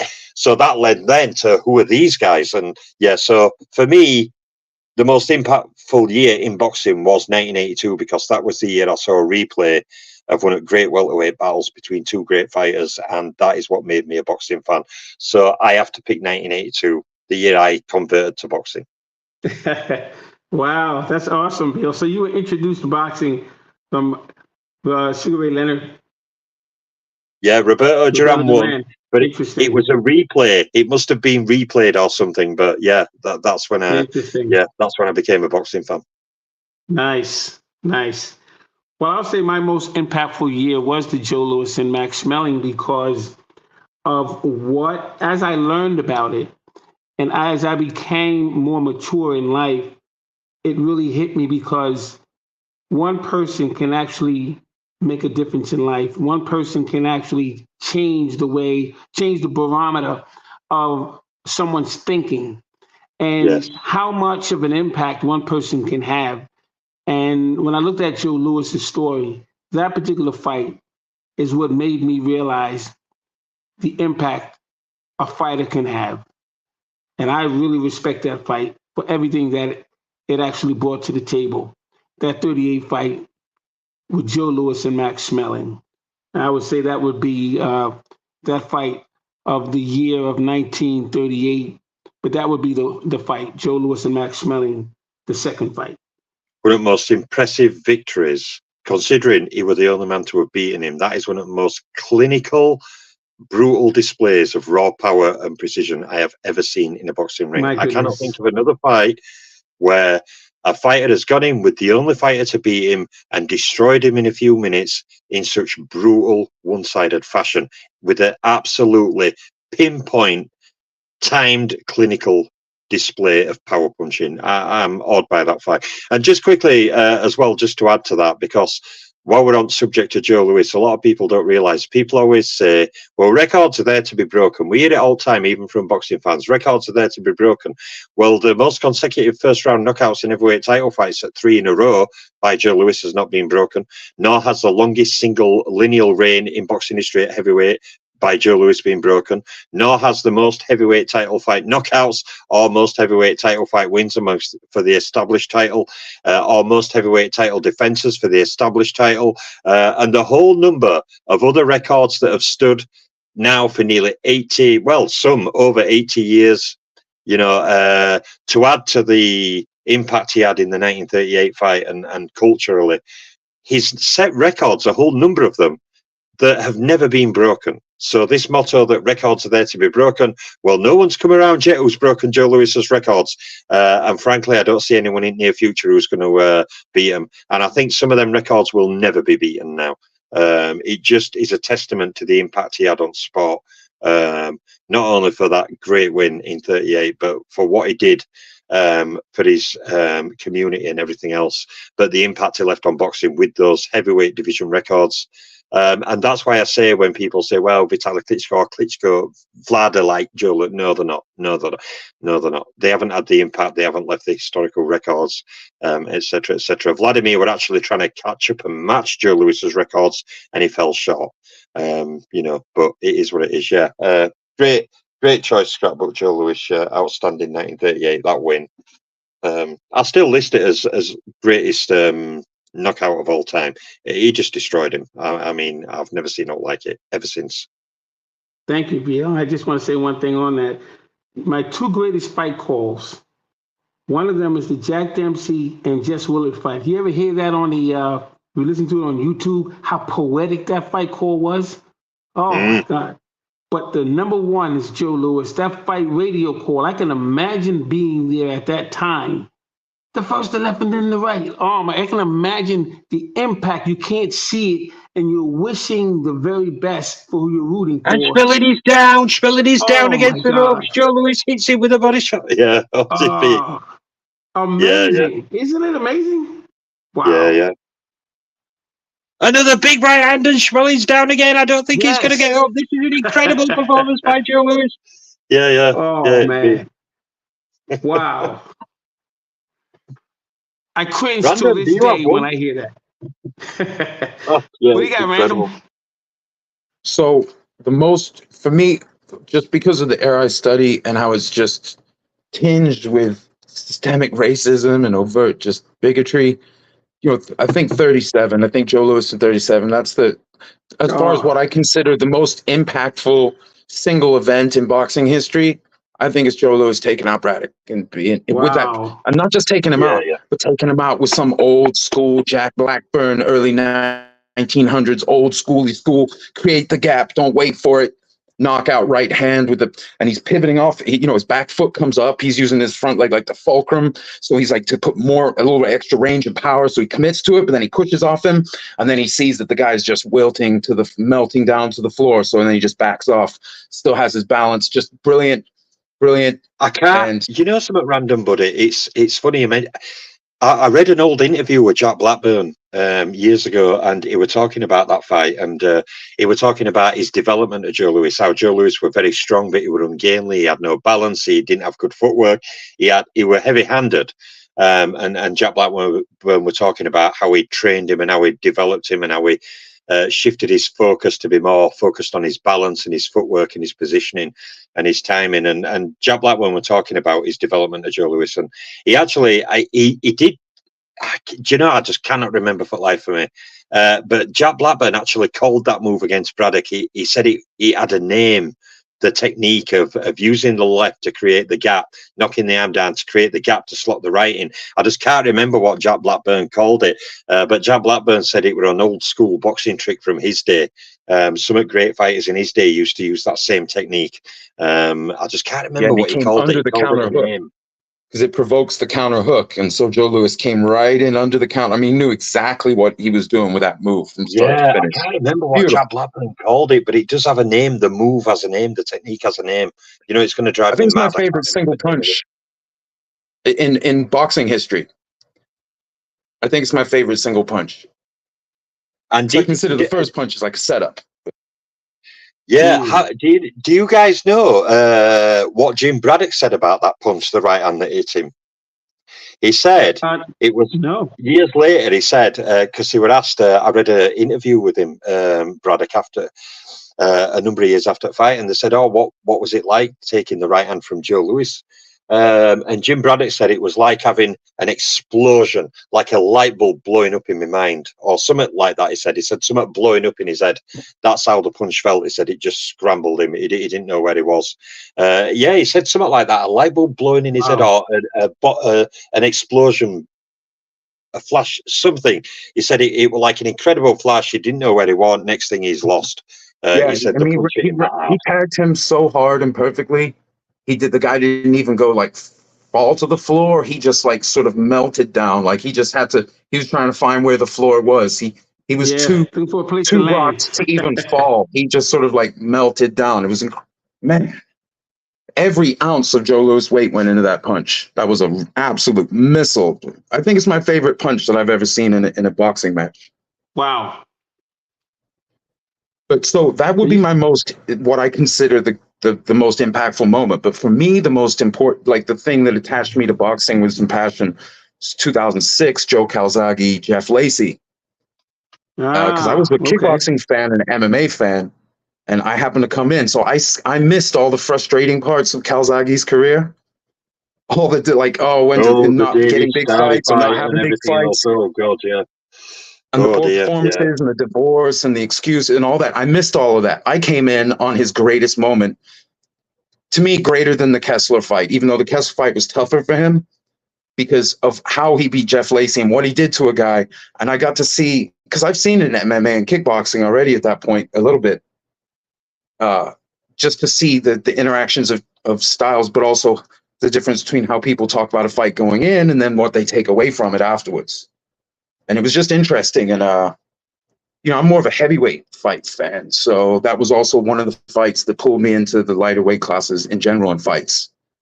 I pretty much just generally like the heavyweights. I'll tell you something random, buddy. If you watch that fight again anytime, right, pay attention. I think it's the end at second round. Joe Calzaghe's been teeing off. He's been working Lacey on angles and teeing off combinations on him, catching him, making him look a mug. Watch what happens. I think it's end at second round, or it could be third, but I think it's end at second round. When bell goes, you're looking at Calzaghe front on, and he gives a little wry grin at Jeff Lacey. And at that point, he's got him licked. Because Calzaghe were boxing his ears off in second round, hitting him with multi-punch combinations, turning him, moving off. Jeff Lacey didn't know what he was doing. But I always remember that at end at round bell when referee went in to say, end at round, you just see Calzaghe give a little grin. You could see his mouth shield appear. He gave a little grin at Jeff Lacey, and I thought, he's in big trouble now. But it's also pride before the fall. Like if you the English, I like the English commentary. I actually love both. It's the fight I've watched and listened to more than any other in any sport. Even though it went the distance, I just love that. But the English commentary, but they repackaged it later and were telling the story of it. I'm not sure where, but it was an English commentator, and he, and it was like there was like drama, but it was also like they showed in the interviews before the fight. Dan Birmingham, Lacey's like standing there in the ring, staring off into the middle distance, and Dan Birmingham, his coach, is like buttering him up. He's never felt the oh, Jeff Lacey and this and this, and he's like giving him a hype talk and taking him lightly. And Calzaghe beat the prime out of that guy. You know, no disrespect to Jeff Lacey, I can't believe he lasted the distance. He had some old school grit, but Calzaghe absolutely thumped him. But he wasn't. I feel like he took him lightly, and he wasn't as complete a fighter, I don't think, as Kessler. The Kessler fight was great, but anyway, 2006. That for me was when I cared about boxing as much as, at least within certain boundaries, as much as for a moment, as much as MMA or kickboxing. MMA 1, I saw Kung Lee and Frank Shamrock. You know, wait, what's that? You know what that fight reminded me of? What's that? Maurice Blocker, the Thin Man, took on Glenwood the Real Beast Brown. The way he took him to school, he broke him down. That's what that fight reminded me of when I was looking at that fight. Another fight was something else. Yeah, another fight that fight reminded me of was Mike McCallum against Michael Watson, because Michael Watson, back in day, defeated Nigel Benn. He was the first man to beat Nigel Benn. He had a bad result in the scoring in the first Eubank fight, but in second fight until the tragedy when he got caught with that horrendous uppercut in later round. He was, even by Eubank seniors on admission, putting an absolute licking on him. Eubank couldn't match him in that fight. But Watson went in with McCallum and was just quietly dismantled. McCallum, like a calm, clinical assassin, Charlie Burley style, picking punches, controlling range, not giving Michael Watson much opportunity. He just dismantled Michael Watson. And after, you know, Watson had gave Eubank all that trouble and being first fighter to defeat Nigel Benn, to see Mike McCallum just casually dismantle him was a chilling testament to how good Mike McCallum was. In a similar way, he just, you know, he wasn't really that competitive. I love that era. That's the era I go back and watch the most. Ben, Eubank, Collins, Watson, McCallum, Tony, young Tony. Oh, the 90s, yeah. Oh. Just you know, yeah, like the 80s to the 90s, like, because the commentary is good, the mix on the mic, the crowd is pretty rowdy, and a lot of those fights is fun. I love that when Collins would fight. That was awesome. I like him because he had a phenomenal chin, but he was also like a chaos merchant.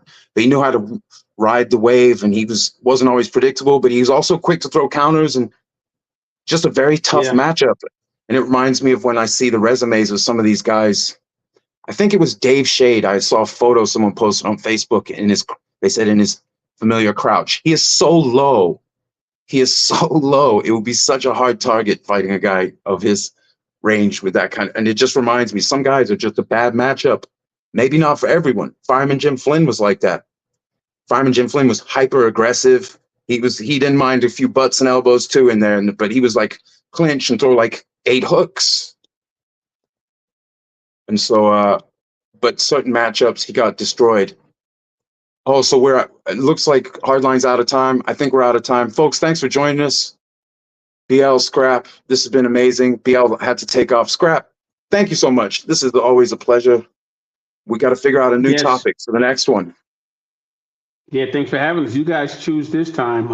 I know we got to definitely do like the greatest knockout, 5 greatest knockouts that impacted us in history or anything. You guys go for it this time. 5 knockouts each. We could do that. Well, we'll message in the back. We'll figure it out. And yeah, folks, thanks for tuning in. This has been a pleasure. And look for the panel to return in a week or 2. We'll figure out a date, and I'll get it posted as soon as I can. Take care, guys. All right, take care, everybody. All right, man.